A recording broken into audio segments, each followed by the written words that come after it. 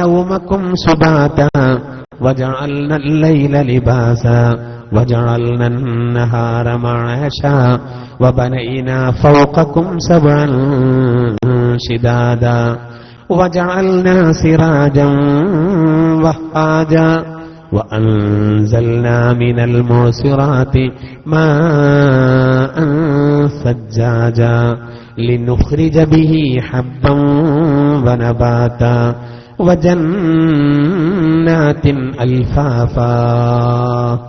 ആ 16 വരെ ഈ ഓതി വെച്ച ആയത്ത് വരെ പിന്നീട് അള്ളാഹു ചെയ്തെന്ന അനുഗ്രഹങ്ങൾ എടുത്തു പറയാം. ലോകത്തറിയപ്പെട്ട ഒരു മഹാചിന്തകൻ അള്ളാഹുവിന്റെ വിശുദ്ധ ഇസ്ലാമിലേക്ക് വരാൻ കാരണം ഇപ്പൊ ഈ ഓതി വെച്ച വചനങ്ങളാണ്. ഡോക്ടർ ജർമ്മനസ്, അദ്ദേഹം ക്രിസ്ത്യാനിയാണ്. അദ്ദേഹം ഒരിക്കൽ കിടന്നിറങ്ങുന്ന സമയത്ത് അദ്ദേഹം സ്വപ്നത്തിലൂടെ ഒരു തൂവെള്ള വസ്ത്രം ധരിച്ച് താടി വെച്ച ഒരാൾ വന്ന് അദ്ദേഹത്തിന് ഉറക്കത്തിൽ ഇങ്ങനെ ഓതി കൊടുക്കുകയാണ്. അദ്ദേഹത്തിൽ നിന്ന് വരുന്ന വചനങ്ങൾ ഇതാണ്: അലം നജഅലിൽ അർള മിഹാദാ വൽ ജിബാല ഔതാദാ വഖലഖനാകും അസ്വാജാ. അപ്പൊ ആ ആയത്തുകളുടെ തുടക്കം, അതിന്റെ വിരാമം, ആ പ്ലാസമൊപ്പിച്ച് അതിന്റെ മനോഹാരിത മാത്രമല്ല അതിലെ ശാസ്ത്രീയ കാര്യങ്ങൾ, ഇതൊക്കെ കൂടി ചിന്തിച്ചു. ഇയാള് ഉറക്കത്തിലാണ്, സ്വപ്നം കാണാണ്. ആ ഒറ്റ കാരണത്താൽ അദ്ദേഹം ഇസ്ലാം സ്വീകരിച്ചു. അദ്ദേഹം അബ്ദുൽ കരീം എന്നാണ് പേര് സ്വീകരിച്ചത്. അങ്ങനെ എത്രയോ ആളുകൾ ബാങ്ക് കേട്ട് ഇസ്ലാമിലേക്ക് വന്നവരുണ്ട്. ഖുർആന്റെ വചനങ്ങൾ ഓത്ത് കേട്ട് മാത്രം ഇസ്ലാമിലേക്ക് വന്നവരുണ്ട്. ഖുർആന്റെ യഥാർത്ഥ ഓത്തും യഥാർത്ഥ ബാങ്കിന്റെ ശൈലിയൊക്കെ ഇങ്ങനെ കേൾക്കുമ്പോൾ ആരും അല്ലേ, ബാങ്കൊക്കെ അമുസ്ലിം സഹോദരങ്ങൾ ഇവരെങ്ങനെ തരിച്ചു നിൽക്കും. ബാങ്ക് അങ്ങനെ കൊടുക്കേണ്ട രൂപത്തിൽ അങ്ങനെ കൊടുത്താൽ ആരും അത് കേട്ടിരിക്കും. വിശുദ്ധ ഖുർആന്റെ വചനങ്ങളും അങ്ങനെയാണ്. ആരും അത് കേട്ടിരിക്കും. മനസ്സിന് വല്ലാത്ത ഒരു കുളിർമ അത് നൽകും. അത് അതിന്റെ സ്വഭാവമാണ്. അപ്പൊ ഉറക്കത്തിലാണ് സഹോദര ഡോക്ടർ ജർമ്മനസ്. അത് കേട്ടിട്ട് അദ്ദേഹം അബ്ദുൽ കരീം എന്ന പേര് സ്വീകരിച്ച് ആ ഒറ്റ കാരണത്താൽ ഇസ്ലാം സ്വീകരിച്ചു. എന്താ ഇതിൽ അടങ്ങിയിട്ടുള്ളത്? ശ്രദ്ധിച്ചോളൂ. അല്ലാഹു പറയുന്നു: അലം നജഅലിൽ അർള മിഹാദാ. അലം നജഅലിൽ അർള മിഹാദാ. ഭൂമിയെ നാം നിങ്ങൾക്ക് ഒരു വിരിപ്പാക്കി തന്നില്ലയോ? അനുഗ്രഹം പറയാം. ഭൂമിയെ നാം നിങ്ങൾക്കൊരു വിരിപ്പാക്കി. വൽ ജിബാല ഔതാദാ. പർവ്വതങ്ങളെ ആണികളാക്കുകയും ചെയ്തു. വഖലഖനാകും അസ്വാജാ. നിങ്ങളെ ഇണകളായി സൃഷ്ടിക്കുകയും ചെയ്തു. വജഅൽനാ നൗമകും സുബാതാ. നിങ്ങൾക്ക് നാം ഉറക്കിനെ ഒരു വിശ്രമമാക്കി തരികയും ചെയ്തു. വജഅൽനൽ ലൈല ലിബാസാ. രാവിലെ നാം നിങ്ങൾക്ക് ഒരു വസ്ത്രമാക്കുകയും ചെയ്തു. വജഅൽനൻ നഹാര മആശാ. പകലിനെ നാം നിങ്ങൾക്ക് ഉപജീവന മാർഗത്തിനുള്ള സമയമാക്കുകയും ചെയ്തു. വബനൈനാ ഫൗഖകും സബ്അൻ ശിദാദാ. നാം നിങ്ങൾക്ക് മുകളിൽ ശക്തിമത്തായ 7 ആകാശങ്ങളെ എടുക്കുകയും ചെയ്തു. വജഅൽനാ സിറാജൻ വഹാജാ. കത്തിജ്വലിക്കുന്ന ഒരു വിളക്കിനെ നാം നിങ്ങൾക്ക് സംവിധാനിക്കുകയും ചെയ്തു. വഅൻസൽനാ മിനൽ മുഅസിറാത്തി മാഅൻ സജ്ജാജാ. മേഘങ്ങളിൽ നിന്ന് നാം നിങ്ങൾക്ക് കുത്തിയൊലിക്കുന്ന വെള്ളത്തെ ഇറക്കി തരികയും ചെയ്തു. ലിനുഖ്രിജ ബിഹി ഹബ്ബൻ വനബാതാ. ധാന്യങ്ങളെയും അതുപോലെ ധാന്യങ്ങളെയും സസ്യങ്ങളെയും നിങ്ങൾക്ക് മുളപ്പിക്കുന്നതിന് വേണ്ടി. വജന്നാത്തിൻ അൽഫാഫാ. ഇടതിങ്ങി നിൽക്കുന്ന തോട്ടങ്ങളെയും ഉൽപ്പാദിപ്പിക്കുന്നതിന് വേണ്ടി കുത്തിച്ചൊരിയുന്ന വെള്ളത്തെ മേഘങ്ങളിൽ നിന്ന് നാം നിങ്ങൾക്ക് ഇറക്കി തരികയും ചെയ്തു. ഇതാണ് ഇപ്പൊ അനുഗ്രഹങ്ങളെ പറ്റി പറയുന്നത്. ഇനി തീരുമാനത്തിന്റെ ദിനം വരുന്നു പറഞ്ഞ് ഞെട്ടിപ്പിക്കാം. ഇതിൽ നിന്ന് പാഠം ഉൾക്കൊള്ളുന്നു പഠിപ്പിക്കാം. ആദ്യം അല്ലാഹു പറയുന്നത് അലം നജഅലിൽ അർള മിഹാദാ. അലം നജഅലിൽ അർള മിഹാദാ. ഭൂമിയെ നാം നിങ്ങൾക്ക് വിരിപ്പാക്കി തന്നില്ലയോ? ഭൂമിയെ അള്ളാഹു നമുക്ക് വിരിപ്പാക്കി എന്നാണ് ഖുർആനിൽ ഒരുപാട് സ്ഥലങ്ങളിൽ ഇത് സംബന്ധമായിട്ട് അള്ളാഹു പറയുന്നുണ്ട്. ഭൂമിയെ വിരിപ്പാക്കിയതും അതുപോലെ തന്നെ ഭൂമിയെ തൊട്ടിലാക്കിയതും. ഒരു ചെറിയ കുട്ടിക്ക് തൊട്ടില് ആവശ്യമാണ് എന്നതുപോലെയാണ് അള്ളാഹു സുബ്ഹാനഹു വ തആല ഭൂമിയെ നമുക്ക് അള്ളാഹു തആല ഒരു തൊട്ടിൽ പോലെ ആക്കി തന്നിരിക്കുകയാണ്. ഖുർആനിൽ അള്ളാഹു അത് വേറെയും സ്ഥലങ്ങളിൽ പറയുന്നു. സൂറത്ത് ദാരിയാത്തിൽ ഇത് സംബന്ധമായി അള്ളാഹു പറയുന്നു: ബിസ്മില്ലാഹിർ റഹ്മാനിർ റഹീം والسماء بنيناها بأيد وإنا لموسعون والأرض فرشناها فنعم الماهدون ومن كل شيء خلقنا زوجين لعلكم تذكرون ففروا إلى الله. അള്ളാഹു പറയുന്നത് നിങ്ങൾക്ക് മുകളിൽ എന്റെ ശക്തി കൊണ്ട് ഞാൻ ശക്തിമത്തായ ആകാശത്തെ നാം പടച്ചു. നാം എത്ര വിശാലമായ കഴിവുള്ള ആളാണ്. ഇന്നാല മൂസിഊൻ അള്ളാഹു പറയും. പിന്നെ പറയുന്നത് വൽ അർള ഫറശ്നാഹ, ഭൂമിയെ നാം വിരിപ്പാക്കി തന്നു. ഫനിഉമൽ മാഹിദൂൻ, വിരിപ്പാക്കുന്നവരിൽ എത്ര ഉത്തമനാണ് നാം. അള്ളാഹു പറയുന്നത് എത്ര വിദഗ്ധനാണ് നാം എന്നാണ് പറയുന്നത്. മാത്രമല്ല വമിൻ കുല്ലി ശൈഇൻ ഖലഖ്നാ സൗജൈൻ, എല്ലാ വസ്തുക്കളിലും നാം ഇണകളെ സൃഷ്ടിച്ചു. ലഅല്ലകും തദക്കറൂൻ, നിങ്ങൾ ചിന്തിച്ച് ഗ്രഹിക്കേണ്ടതിന് വേണ്ടിയാണ് ഇങ്ങനെയൊക്കെ സംവിധാനിച്ചത്. അതുകൊണ്ട് ഫഫിറൂ ഇലല്ലാഹ്, മനുഷ്യരെ അല്ലാഹുവിലേക്ക് ഓടിക്കോളൂ. ഈ അനുഗ്രഹങ്ങൾ എടുത്തു പറഞ്ഞിട്ട് ഇനി അള്ളാന്റെ ആ കഴിവ് ബോധ്യം വന്ന് അവരിലേക്ക് അടുക്കണം നമ്മൾ. ഫഫിറൂ ഇലല്ലാഹ്, നിങ്ങൾ അല്ലാഹുവിലേക്ക് ഓടിക്കോളൂ. ഇന്നീ ലക്കും മിൻഹു നദീറും മുബീൻ, നബിയോട് പറയാൻ വേണ്ടി അള്ളാഹു കൽപ്പിക്കുകയാണ്. ആ അള്ളാഹുവിൽ നിന്ന് നിങ്ങളിലേക്ക് വ്യക്തമായ താക്കീതുകാരനാണ് ഞാൻ. നിങ്ങൾ അള്ളാഹുവിലേക്ക് വേഗം ഓടിക്കോളൂ എന്ന് അള്ളാഹു സുബ്ഹാനഹു വ തആല സൂറത്ത് ദാരിയാത്തിലൂടെ പറയാണ്. ഈ സംബന്ധമായിട്ട് ഭൂമിയെ പറ്റിയും ആകാശത്തെ പറ്റിയൊക്കെ അള്ളാഹു ഒരുപാട് ആയത്തുകൾ പറയുന്നുണ്ട്. പക്ഷെ ഇവിടെ ശ്രദ്ധേയമായൊരു കാര്യം, ഭൂമിയെ നാം നിങ്ങൾക്ക് വിരിപ്പാക്കി എന്നാണ്. ഭൂമിയെ വിരിപ്പാക്കിയ ഗോളാകൃതിയിലുള്ള ഭൂമിയെ പറ്റിയാണ് അള്ളാഹു തആല പറയുന്നത്, നിങ്ങൾക്ക് വിരിപ്പാക്കിയത്. വേറെ ചില ആയത്തുകളിലൂടെ ഭൂമിയെ അള്ളാഹു പരത്തി എന്ന് പറയുന്നുണ്ട്. ഇതിൽ നിന്നൊക്കെ ചില ആളുകൾ തെറ്റിദ്ധരിച്ചിട്ടുണ്ട്. ഭൂമി എന്ന് പറയുന്നത് അത് പരന്നതാണ് എന്നാണ് ഖുർആൻ സിദ്ധാന്തിക്കുന്നത് എന്ന് ചില ആളുകളൊക്കെ ഇതിൽ നിന്ന് പറഞ്ഞിട്ടുണ്ട്, തെറ്റിദ്ധരിച്ചിട്ടുണ്ട്. യഥാർത്ഥത്തിൽ അങ്ങനെയല്ല. ഭൂമി ഉരുണ്ടതാണ് അല്ലെങ്കിൽ പരന്നതാണ് എന്നിങ്ങനെ കൃത്യമായിട്ടല്ല ഖുർആൻ പറയുന്നത്. പരത്തി എന്ന് പറയുമ്പോൾ തന്നെ അതിൽ നിന്ന് മനസ്സിലാക്കേണ്ട കാര്യം എന്താ? ഉരുണ്ടതായത് കൊണ്ടാണ് പരത്തേണ്ടി വന്നത്. ആദ്യകാലത്ത് ഭൂമി പരന്നതാണ് എന്നായിരുന്നു ആദ്യകാലത്തെ ജനങ്ങളൊക്കെ മനസ്സിലാക്കിയിരുന്നത്. അതുകൊണ്ട് യാത്ര പോകാൻ പേടിയായിരുന്നു. പെട്ടെന്ന് ഇത് തീർന്നു പോകുമോ എന്ന ഒരു ഭയം ഉണ്ടായിരുന്നു. സർ ഫ്രാൻസിസ് ഡ്രേക്ക് എന്ന് പറയുന്ന ആള് സമുദ്രത്തിലൂടെ സഞ്ചരിച്ച് 1597 അയാളാണ് ഭൂമി ഉരുണ്ടതാണ് എന്ന് കണ്ടുപിടിച്ചത്. സമുദ്രത്തിലൂടെ നിരന്തരം യാത്ര ചെയ്തപ്പോ തുടങ്ങിയെടുത്ത് തന്നെ എത്തി. അതിൽ നിന്ന് അദ്ദേഹം ഭൂമി ഉരുണ്ടതാണ് എന്ന് കണ്ടുപിടിച്ചു. യഥാർത്ഥത്തിൽ ശാസ്ത്രം, സയൻസ് ഒരു സത്യം പറഞ്ഞാൽ അതിനോട് ഖുർആൻ ഒരിക്കലും എതിരാവൂല. ഖുർആനിൽ അള്ളാഹു സുബ്ഹാനഹു വ തആല ഇതിലേക്ക് വിരൽ ചൂണ്ടുന്നുണ്ട്. ചില ആയത്തുകളിലൂടെ അള്ളാഹു ഈ സംബന്ധമായിട്ട് പറയുന്നത്. ഉദാഹരണത്തിന് സൂറത്തുൽ ലുഖ്മാൻ. സൂറത്തുൽ ലുഖ്മാനിൽ അള്ളാഹു സുബ്ഹാനഹു വ തആല ഈ കാര്യം പറയുന്നത് എങ്ങനെയാണ് നോക്കൂ. ബിസ്മില്ലാഹിർ റഹ്മാനിർ റഹീം. അലം തറ അന്നല്ലാഹ യൂലിജുൽ ലൈല ഫിന്നഹാർ ويولج النهار في الليل وسخر الشمس والقمر كل يجري إلى أجل مسمى وأن الله بما تعملون خبير.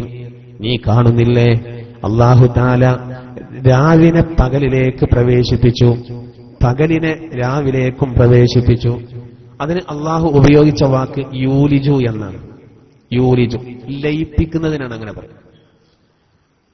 പകലിനെ രാവിലേക്കും രാവിനെ പകലിലേക്കും കടത്തി എന്നതിന് അള്ളാഹു താല ഉപയോഗിച്ച വാക്ക് യൂലിജു എന്നാണ്.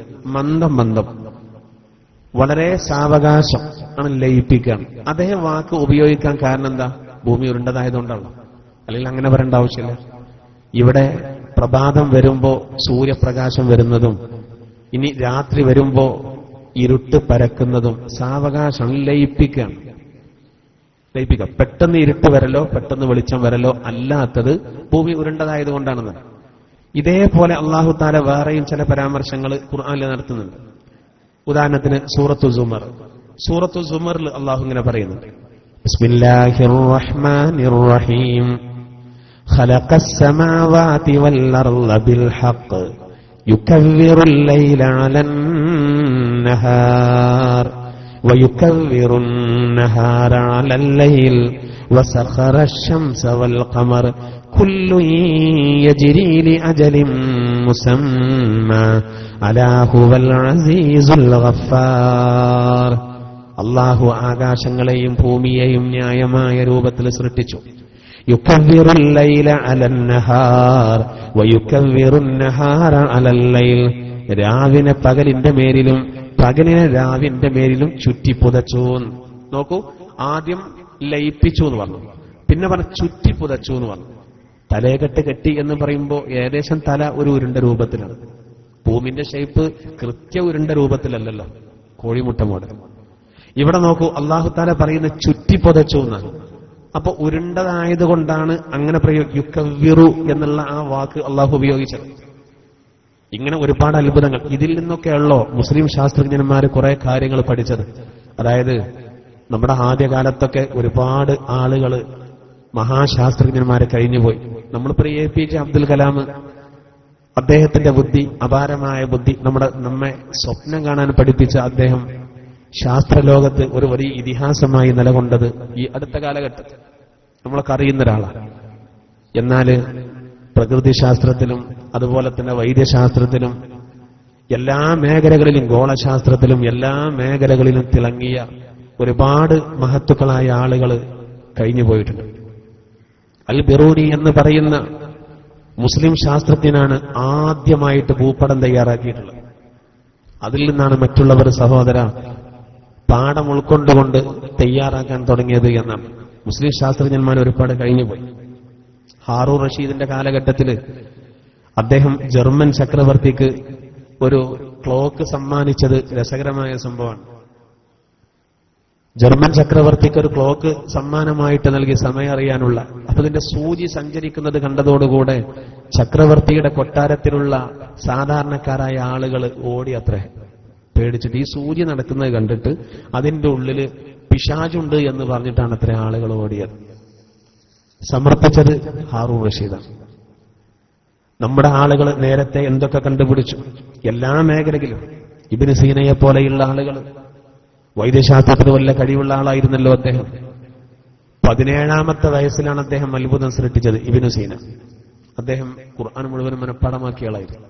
അബിസന്ന എന്ന പേരിൽ അറിയപ്പെടുന്ന, ബുഖാറയിലെ അമീറായിരുന്ന നൂഹ് ഇബ്നു മൻസൂർ എന്ന് പറയുന്ന അദ്ദേഹത്തിന് ഒരു വലിയ രോഗം ബാധിക്കുകയും ആ രോഗത്തിന് ഒരുപാട് ചികിത്സ നോക്കുകയും പക്ഷെ അതൊന്നും ഫലിക്കാതെ പോവുകയും 17 വയസ്സ് മാത്രമുള്ള ഇബ്നു സീന അദ്ദേഹത്തെ ചികിത്സിക്കുകയും അദ്ദേഹത്തിന്റെ രോഗം പരിപൂർണമായി ഭേദമാവുകയും ചെയ്തപ്പോ നൂഹ് ഇബ്നു മൻസൂർ അദ്ദേഹത്തിന്റെ വിശാലമായ ഒരുപാട് വിലപിടിപ്പുള്ള ഗ്രന്ഥങ്ങളുള്ള വലിയൊരു ഗ്രന്ഥശാലയുടെ വാതിൽ അദ്ദേഹത്തിന് തുറന്നു കൊടുത്തു. അത്രേ 17 വയസ്സാണ്.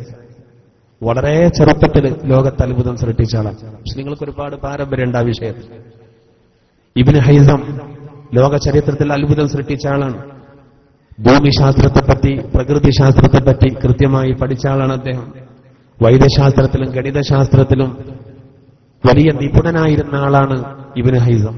അദ്ദേഹം കഴിഞ്ഞുപോയി. അങ്ങനെ ഒരുപാട് ആളുകൾ. അതുപോലെ തന്നെ ഫാറാബിയെ പോലെയുള്ള ആളുകൾ, അബൂബക്കർ അൽ റാസിയെ പോലെയുള്ള ആളുകൾ, മുഹമ്മദ് ഇബ്നു മൂസൽ ഖവാരിസ്മിയെ പോലെയുള്ള ആളുകൾ, അങ്ങനെയുള്ള ഒരുപാട് ആളുകൾ കഴിഞ്ഞുപോയിട്ടുണ്ട്. അതിൽ വളരെ പ്രധാനപ്പെട്ട ആളാണ് ജാബിർ ഇബ്നു ഹയ്യാൻ എന്ന് പറയുന്ന പ്രഗത്ഭനായ ശാസ്ത്രജ്ഞൻ. രസതന്ത്രത്തിൽ അദ്ദേഹത്തിന് വലിയ കഴിവായതുകൊണ്ട് അത് ഇൽമു ജാബിർ എന്ന പേരിൽ പോലും അറിയപ്പെടുന്നുണ്ട്. ഒരുപാട് മുസ്ലിം ശാസ്ത്രജ്ഞന്മാര് ഈ മേഖലയിൽ കഴിഞ്ഞുപോയിട്ടുണ്ട്. അവരൊക്കെ കൃത്യമായിട്ട് ഇത് സംബന്ധമായിട്ട് പറഞ്ഞിട്ടുണ്ട്. അവരെഴുതിയ പുസ്തകത്തിൽ നിന്ന് പാഠം ഉൾക്കൊണ്ടുകൊണ്ടാണ് മറ്റു പലരും പലതും കണ്ടുപിടിച്ചത്. പക്ഷെ പേരിൽ ചിലപ്പോ മറ്റുള്ള ആളുകളായിരിക്കാം. അണിയറയിൽ പ്രവർത്തിച്ചത് നമ്മുടെ ആളുകളാണ് പലരും. നമ്മൾ ആ ഭാഗമൊക്കെ മറന്നുപോയതാണ്. എന്തായിരുന്നാലും ഇവിടെ അല്ലാഹു സുബ്ഹാനഹു വ തആല നമ്മളെ പഠിപ്പിക്കുന്നത്, കൃത്യമായിട്ട് പഠിപ്പിക്കുന്നത്, ഭൂമിയെ നാം നിങ്ങൾക്കൊരു വിരിപ്പാക്കി തന്നു എന്നാണ്. കുട്ടികൾക്ക് തൊട്ടിലുള്ളതുപോലെ, തൊട്ടിലിൽ നിന്ന് വീഴാതെ ഒരു കുട്ടിക്ക് സുരക്ഷ ഏർപ്പെടുത്താൻ ഒരു തൊട്ടിൽ. ഉമ്മാക്ക് ധൈര്യമായിട്ട് അടുക്കളയിൽ ജോലി ചെയ്യാം, കുട്ടി തൊട്ടിയിൽ വീഴാതെ കിടന്നോളൂ.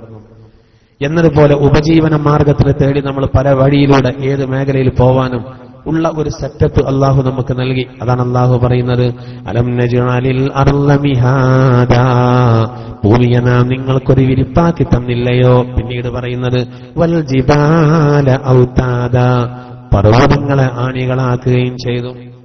പർവ്വതങ്ങളെ ആണികളാക്കി എന്നാണ്. നമ്മുടെ കുട്ടികൾ പഠിക്കുന്നതും അങ്ങനെ തന്നെയാണ്. പർവ്വതങ്ങൾ ആണികളെ പോലെയാണ്. ഭൂമിയുടെ ബാലൻസ് തെറ്റാതിരിക്കാൻ ആണി അടിച്ചതുപോലെയാണ് പർവ്വതങ്ങൾ. വഖലഖനാകും അസ്വാജാ, നാം നിങ്ങളെ ഇണകളായി സൃഷ്ടിക്കുകയും ചെയ്തു. ജോഡിയാണ്, ആണ് പെണ്ണ്. എല്ലാ വസ്തുക്കളിലും അതുണ്ട് എന്ന് ഖുർആനിൽ അനവധി സ്ഥലങ്ങളിൽ പറയുന്നുണ്ട്. സസ്യങ്ങളിലൊക്കെ ഇണകളുള്ളത് കാലം കുറെ കഴിഞ്ഞപ്പോഴാണ് ശാസ്ത്രജ്ഞന്മാരെ കണ്ടെത്തിയത്. പക്ഷെ ഖുർആൻ നിങ്ങൾക്കറിയാത്ത ഒട്ടേറെ കാര്യങ്ങളിൽ ഇണകളുണ്ട് എന്ന് ഖുർആനിൽ തന്നെ വിശദമായിട്ട് പറയുന്നു. വജഅൽനാ നൗമക്കും സുബാതാ, അള്ളാഹു പറയുന്നത് നിങ്ങൾക്ക് ഉറക്കിനെ നാം വിശ്രമമാക്കി തന്നിരിക്കുന്നു. ഉറക്ക് എന്ന് പറഞ്ഞാൽ നമുക്ക് വേണ്ട ഒന്നാണ്. ഉറക്ക് അത്യന്താപേക്ഷിതാണ്, ഒരു വിശ്രമമാണത്. നമ്മുടെ ശരീരത്തിന് അത് വേണ്ടതാണ്. അതുകൊണ്ട് ഉറക്ക് പോലും അതിൻ്റെതായ രൂപത്തിലാണെങ്കിൽ ഇബാദത്താണ്. ഉറങ്ങേണ്ടതുപോലെ ഉറങ്ങണം, നല്ലതൊക്കെ ചൊല്ലി പറഞ്ഞ് വുളൂഓടുകൂടെ. ഒരു മുഅ്മിനായ മനുഷ്യൻ ഉറങ്ങുമ്പോൾ അവന് ആ ഉറക്ക് പോലും ചിലപ്പോൾ അവന് നല്ല നല്ല സ്വപ്നങ്ങൾ കാണും. ചിലപ്പോൾ ഹറമിലായിരിക്കും, ചിലപ്പോൾ റൗളയുടെ മുന്നിലായിരിക്കും, ചിലപ്പോൾ തഹജ്ജുദിലായിരിക്കും. അങ്ങനെ നല്ല നല്ല സ്വപ്നങ്ങൾ കാണും. നേരെ മറിച്ച് അത്തരം ചിന്തകളൊന്നുമില്ലെങ്കിൽ, നല്ല കാര്യങ്ങളൊന്നും ചൊല്ലാതെ പറയാതെ കടന്നതാണെങ്കിൽ ഒരു പക്ഷേ പേടിപ്പിക്കപ്പെടുന്ന ശൈത്വാനിൽ നിന്ന് ഉണ്ടാകുന്ന ദുസ്വപ്നങ്ങളായിരിക്കും അവനെ വേട്ടയാടുക. നമ്മൾ ഒരു മുഅ്മിനായ മനുഷ്യൻ വിശ്രമത്തിന് കിടക്കുന്ന സമയത്ത് ആ കിടക്കേണ്ട പോലെ കിടക്കും. ശ്രദ്ധിക്കണം. ആയത്തുൽ കുർസി വളരെ പ്രധാനപ്പെട്ടത്. അള്ളാന്റെ തിരുദൂതർ ഫാത്തിഹയും ഇഖ്ലാസും മുഅവ്വിദത്തൈനിയും ഓതിയിട്ട് കൈകളിലേക്ക് ഊതും. ആകെ തടയും, എല്ലായിടത്തും തടഞ്ഞിട്ട് കിടക്കും. അള്ളാന്റെ തിരുദൂതർക്ക് ആ തീരെ സുഖമില്ലാത്ത സമയത്ത് അങ്ങനെ ചെയ്യാൻ കഴിയാത്ത ഒരു സന്ദർഭത്തില് ആയിഷ റളിയല്ലാഹു അൻഹ ഓതിയിട്ട് നബിന്റെ കൈയ്ക്ക് ഊതിയിട്ട് നബിന്റെ കൈ കൊണ്ട് തടവി കൊടുക്കുമായിരുന്നു. അത്രക്കും പ്രധാനപ്പെട്ടത്. രാത്രി നമ്മൾ ഉറങ്ങിയ നേരം വെളുക്കോളം പൈശാചികമായ ശർറിൽ നിന്നുള്ള ഒരു സുരക്ഷ ഉറപ്പുള്ള കാര്യമാണ് ആയത്തുൽ കുർസി ഓതുക. ഇബ്ലീസ് പോലും പറഞ്ഞാലോ ആയത്തുൽ കുർസി ഓതിയാൽ മതി, ഞാൻ വരൂല, കാര്യം തുറന്നു പറഞ്ഞതാണ്.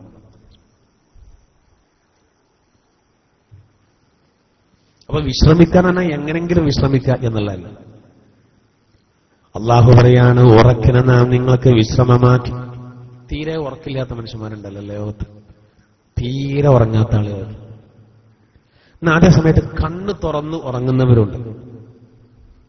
കണ്ണ് തുറന്നുറങ്ങുക. നമ്മൾ എന്താ ഉറങ്ങാത്ത, നമ്മൾ അങ്ങോട്ട് തീർച്ചും അങ്ങോട്ട് തീർച്ചൂല, ഉറങ്ങണം, പക്ഷെ കണ്ണിന്റെ പോൾ അടഞ്ഞിട്ടില്ല. അങ്ങനെയൊക്കെ ചില അത്ഭുതങ്ങൾ. ഏറെക്കുറെ ആളുകൾക്കൊക്കെ, ബഹുഭൂരിപക്ഷം ആളുകൾക്കും അള്ളാഹു നൽകിയ വലിയ നിഴമത്താണ് ഉറക്കുന്നുള്ളത്. ആവശ്യത്തിന് വേണം. ഇബാദത്തിന് ഒരു ആവേശം ലഭിക്കണം എന്നുണ്ടെങ്കിൽ അതിന് ഉറക്ക് അത്യന്താപേക്ഷിതമാണ്. ഉറക്ക് വേണം, എന്നാലേ ഇബാദത്ത് അതിൻ്റെതായ രൂപത്തിൽ ചെയ്യാൻ കഴിയുള്ളൂ. അല്ലെങ്കിൽ അത്തഹിയാത്തിൽ എന്ത് ചെയ്യും? ഉറക്ക് വരും. ആ കോട്ട തീർന്നിട്ടില്ലെങ്കിൽ അത്തഹിയാത്തിൽ ഉറങ്ങും. വാഹനം ഓടിക്കുമ്പോൾ ഉറങ്ങിയിട്ട് എത്ര അപകടങ്ങൾ വരുന്നുണ്ട്. കണ്ണൊന്ന് മാളിപ്പോയി എന്നാണ് പറയാം. അത് ആ അളവിന് ഉറക്ക് കിട്ടിയില്ലെങ്കിൽ പ്രശ്നമാണ്.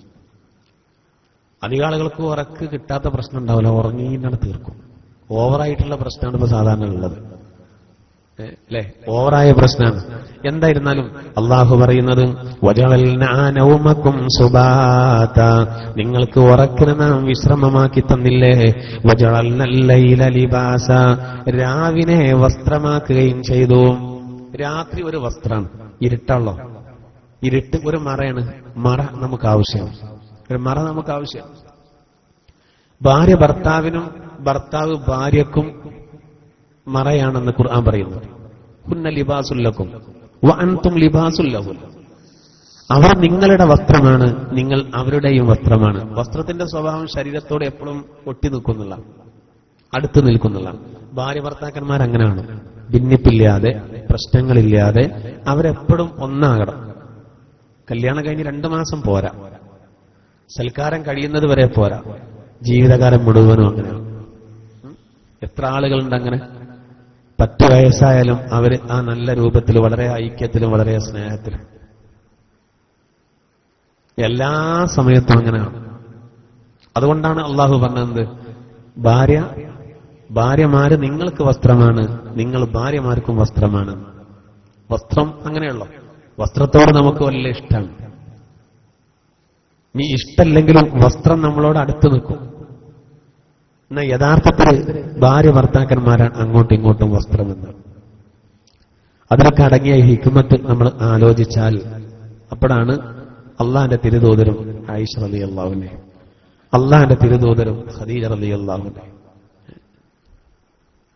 അവർ തമ്മിലുള്ള ആ ബന്ധം, ഭാര്യ ഭർത്തൃബന്ധം എത്രമാത്രം ദൃഢമായിരുന്നു. എന്റെ ഖദീജ ഉണ്ടായ കാലത്ത് ഇടയ്ക്കിടയ്ക്ക് പറയുമായിരുന്നു,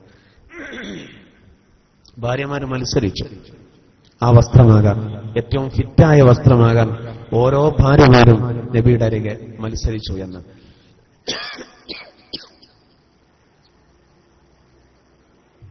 ഏതായിരുന്നാലും അല്ലാഹു തആല രാത്രിയെ നമുക്കൊരു വസ്ത്രമാക്കി തന്നു.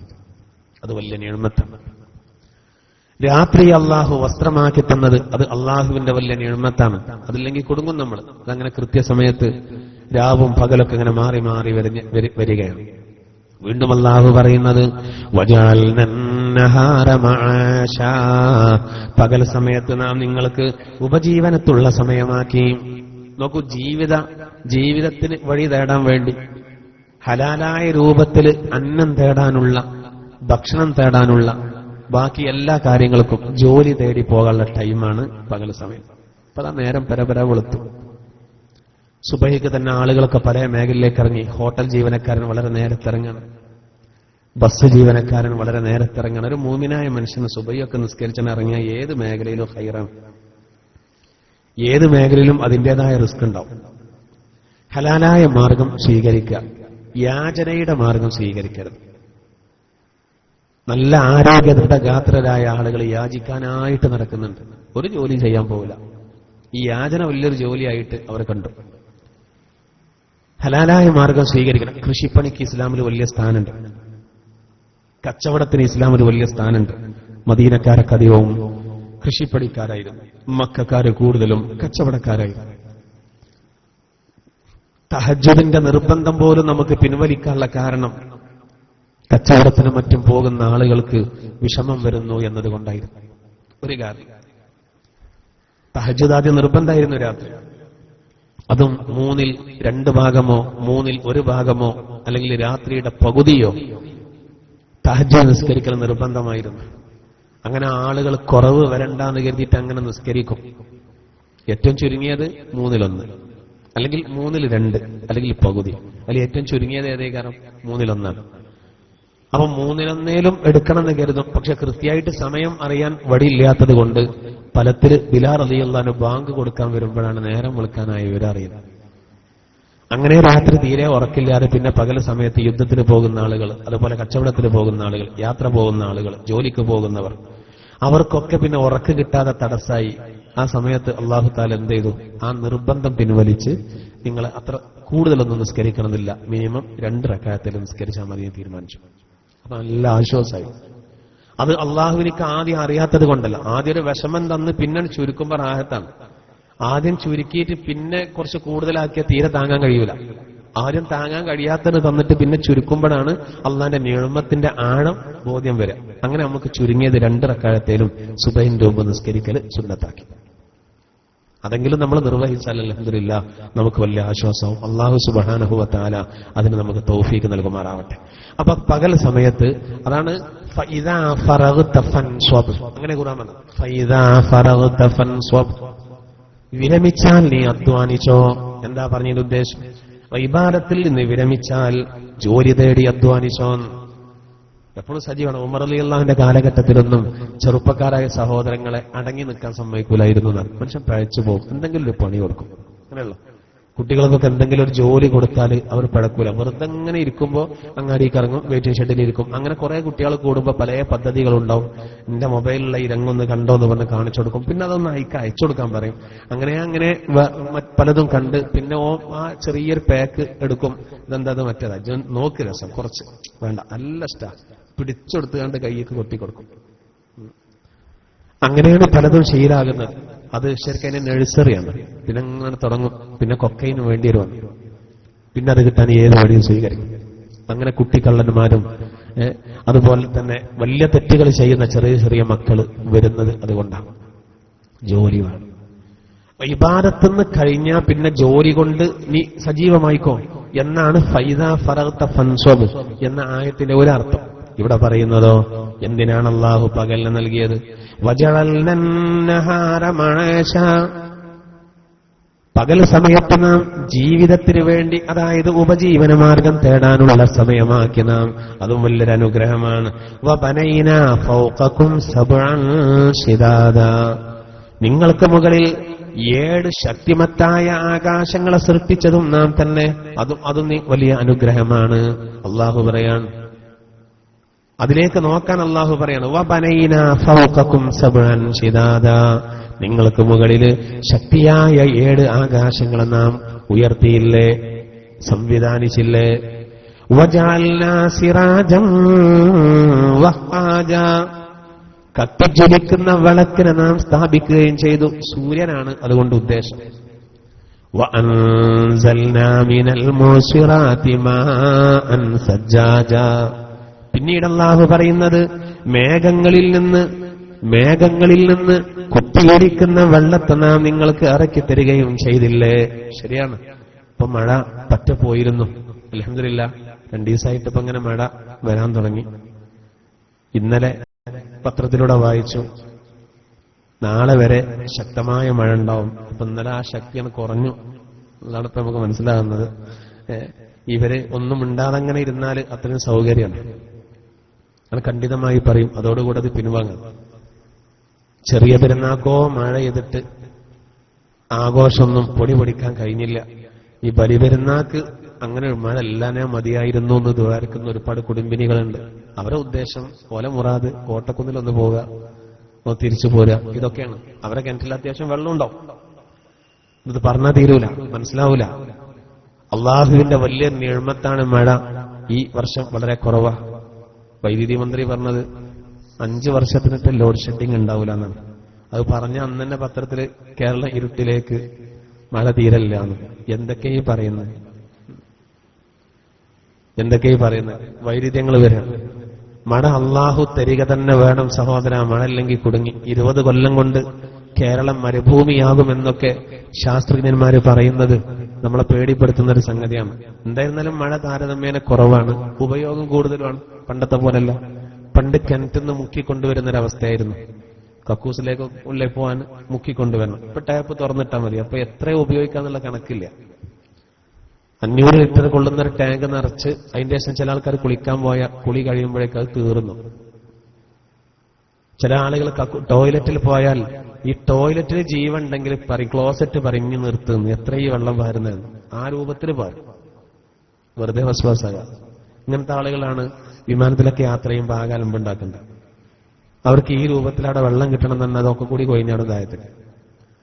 യാതൊരു കഥയില്ലാത്ത ആളുകളുണ്ട്. ഭയങ്കര ദൂർത്ത്, വെള്ളം ഉപയോഗിക്കുന്ന വിഷയത്തിൽ വലിയ ദൂർത്താണ്.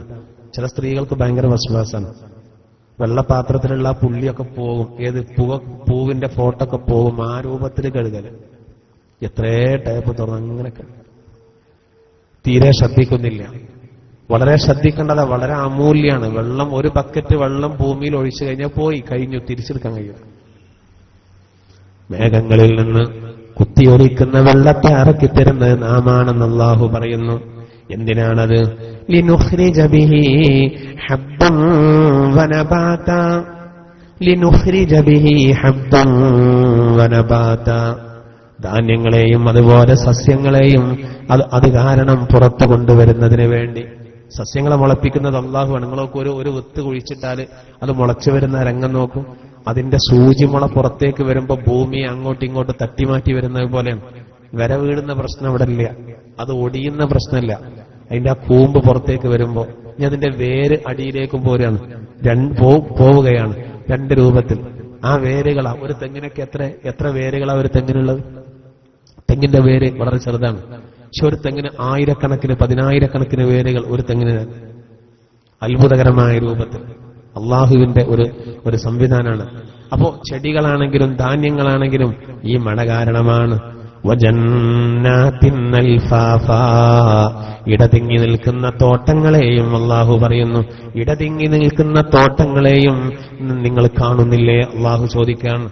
അതൊക്കെ അള്ളാഹുവാണ് തന്നത്, എല്ലാം അള്ളാഹുവാണ്, നമുക്കൊരു കഴിവില്ല. അള്ളാന്റെ അനുഗ്രഹം ബോധ്യപ്പെടുത്തിയിട്ട് 17-ാമത്തെ ആയത്തിൽ ഇങ്ങനെ പറയുന്നു, ഇന്ന യൗമൽ ഫസ്ലി കാന മീഖാതാ യൗമ യുൻഫഖു ഫിസ്സൂർ ഫതഅ്തൂന അഫ്വാജാ വഫുതിഹത്തിസ് സമാഉ ഫകാനത് അബ്വാബാ. അല്ലാഹു പറയുന്നത് ഇന്ന യൗമൽ ഫസ്ലി കാന മീഖാതാ. അല്ലാഹു പറയാണ്, തീർച്ചയായിട്ടും തീരുമാനത്തിന്റെ ദിനം അത് സമയനിർണിതമാണ്. തീരുമാനത്തിന്റെ ദിനം അത് സമയനിർണിതമാണ്. ഈ ഖിയാമത്ത് നാള് അള്ളാഹ്ക്കറിയാം എന്നാണ് നടക്കുക എന്നുള്ളത്, നമുക്കറിയില്ല. അള്ളാഹുവിനറിയാം അത് എന്നാണ് നടക്കുക എന്നുള്ളത്. പടച്ചതമ്പുരാനറിയാം എന്നാണ് ഖിയാമത്ത് നാള്. പക്ഷെ അത് വേറെ ആർക്കും അറിയിച്ചു കൊടുത്തിട്ടില്ല. ഡേറ്റാനും അറിയണ്ട. അന്നേക്ക് വേണ്ടി ഒരുങ്ങാനാണ് പറഞ്ഞത്, കൃത്യമായിട്ട് ഒരുങ്ങാൻ. എന്നാണ് എന്ന് ചോദിക്കുന്നതിനേക്കാൾ അത് വരുമ്പോ അന്നത്തേക്ക് എന്ത് സമ്പാദിച്ചു എന്നുള്ളതാണ്, എന്ത് ഒരുങ്ങി എന്നുള്ളതാണ്. എല്ലാ രഹസ്യങ്ങളും പരിശോധിക്കപ്പെടുന്ന ദിനം, ശരിക്കും തീരുമാനമാകുന്ന ദിനമാണ്. അന്നത്തേക്ക് വേണ്ടി എന്ത് ഒരുങ്ങി, അതാണ് നമ്മൾ ഓർക്കേണ്ടത്. അന്ന് നമ്മൾ വിജയിക്കണം. യൗമ യുൻഫഖു ഫിസ്സൂർ ഫതഅ്തൂന അഫ്വാജാ. ഖുർആൻ പറയാണ്, സൂർ എന്ന കാഹളത്തിൽ ഊതപ്പെടുന്ന ദിനം, അന്ന് നിങ്ങൾ കൂട്ടം കൂട്ടമായി വരുന്നവരായിരിക്കും. ആ വരവിനെ പറ്റി നബി തങ്ങൾ പറയുന്നുണ്ട്. ചില ആളുകൾ കുരങ്ങന്മാരെ പോലെ വരും, ചില ആളുകൾ പന്നികളെ പോലെ വരും, ചില ആളുകൾ കൈകാലുകൾ മുറിക്കപ്പെട്ട രൂപത്തിൽ വരും, ചില ആളുകൾ നാവുകളെ, സ്വന്തം നാവിനെ ചവച്ചരച്ച രൂപത്തിൽ അത് കടിച്ച് ചവച്ച് സ്വന്തം നാവ് തിന്നുകൊണ്ടുവരും. ചില ആളുകൾ രൂക്ഷമായ ദുർഗന്ധം വമിച്ച് വരും, ചില ആളുകൾ കണ്ണുപൊട്ടന്മാരായി വരും. ഇതൊക്കെ പല രൂപത്തിലാണ്. ആരൊക്കെ നമ്മൾ നേരത്തൊന്ന് സൂചിപ്പിച്ചിട്ടുണ്ട്. കുരങ്ങന്മാരെ പോലെ വരുന്നവരാ? നമീമത്തുകാരാണ്. അള്ളാഹിന്റെ പ്രബോധകർ പറഞ്ഞു, നമീമത്തുകാർ, ഏഷണിക്കാർ, അവർ വരുന്നത് നാളെ വരുന്നത് അവര് വരുമ്പോ നാളെ വരുമ്പോ അവര് കുരങ്ങന്മാരുടെ രൂപത്തിലാണ് വരിക എന്ന് മുഹമ്മദ് മുസ്തഫ സല്ലല്ലാഹു അലൈഹി വസല്ലം. ഈ നമീമത്ത് വലിയ പ്രശ്നമാണ്. ആദ്യകാലത്ത് ഈ അടിമകളെ വിൽക്കുമായിരുന്നു. അപ്പൊ ഈ അടിമകളെ ചന്തയിൽ അടിമകളെ വിൽക്കുമ്പോ ഒരാള് ഒരു അടിമനെ വിൽക്കാൻ പോയി, ആ അടിമനെ വാങ്ങാൻ പോയി. അപ്പൊ നല്ലൊരു അടിമനെ വാങ്ങി, കാഴ്ചയിൽ നല്ല അടിമയാണ്. അപ്പോ ഈ സന്ദർഭത്തിൽ ഈ വാങ്ങുന്ന ആളോട് ഈ വിൽക്കുന്ന ആള് പറഞ്ഞു, മാ ഫീഹി അയ്ബുൻ ഇല്ല നമീമ, ഇവന് കുഴപ്പമൊന്നുമില്ല, പക്ഷെ നമീമത്ത് പറയുന്നുള്ള ഒരു പ്രശ്നം അവനുള്ളൂ. അവൻ മറ്റേ ആൾ പറഞ്ഞു, അതൊരു പ്രശ്നമല്ല, നമ്മളുണ്ടല്ലോ വലിയ പ്രശ്നമുള്ള പ്രശ്നമായിട്ട് കാണൂല, ഇവന് ഉഷാറാണ്, പക്ഷെ നമീമത്തും അല്ലാതെ പറയും, അത് വിഷയാക്കണ്ട എന്ന് പറഞ്ഞ് അതിനെ വാങ്ങിക്കൊണ്ടുപോയി. അങ്ങനത്തെ ആളുകൾ എവിടെയാണെങ്കിലും ഓരോരുത്തരും പഠിച്ചത് പാടുമെന്ന് പറഞ്ഞ പോലെ ഇവന്റെ പണിയെടുക്കുമല്ലോ. അങ്ങനെ ഇയാൾ എന്ത് ചെയ്തു, ഇവനെ, ഈ അടിമയെ വാങ്ങിക്കൊണ്ടുപോയി. കാര്യമായിട്ട് പ്രശ്നമൊന്നുമില്ല, ആരോഗ്യമുണ്ട്, പണിയൊക്കെ എടുത്തോളും. പക്ഷെ നമീമത്ത് പറയും, കുത്തിത്തിരിപ്പുണ്ടാക്കുന്നുള്ളൊരു പ്രശ്നമാണ്. അത് ഇയാൾ അത്ര മുഖവരക്കെടുത്തില്ല, ഇയാൾ കൊണ്ടുപോയി. ദിവസങ്ങൾ കഴിഞ്ഞപ്പോ ഇവന്റെ സ്വഭാവം പുറത്ത് കാണിക്കാൻ തുടങ്ങി. ഒരു ദിവസം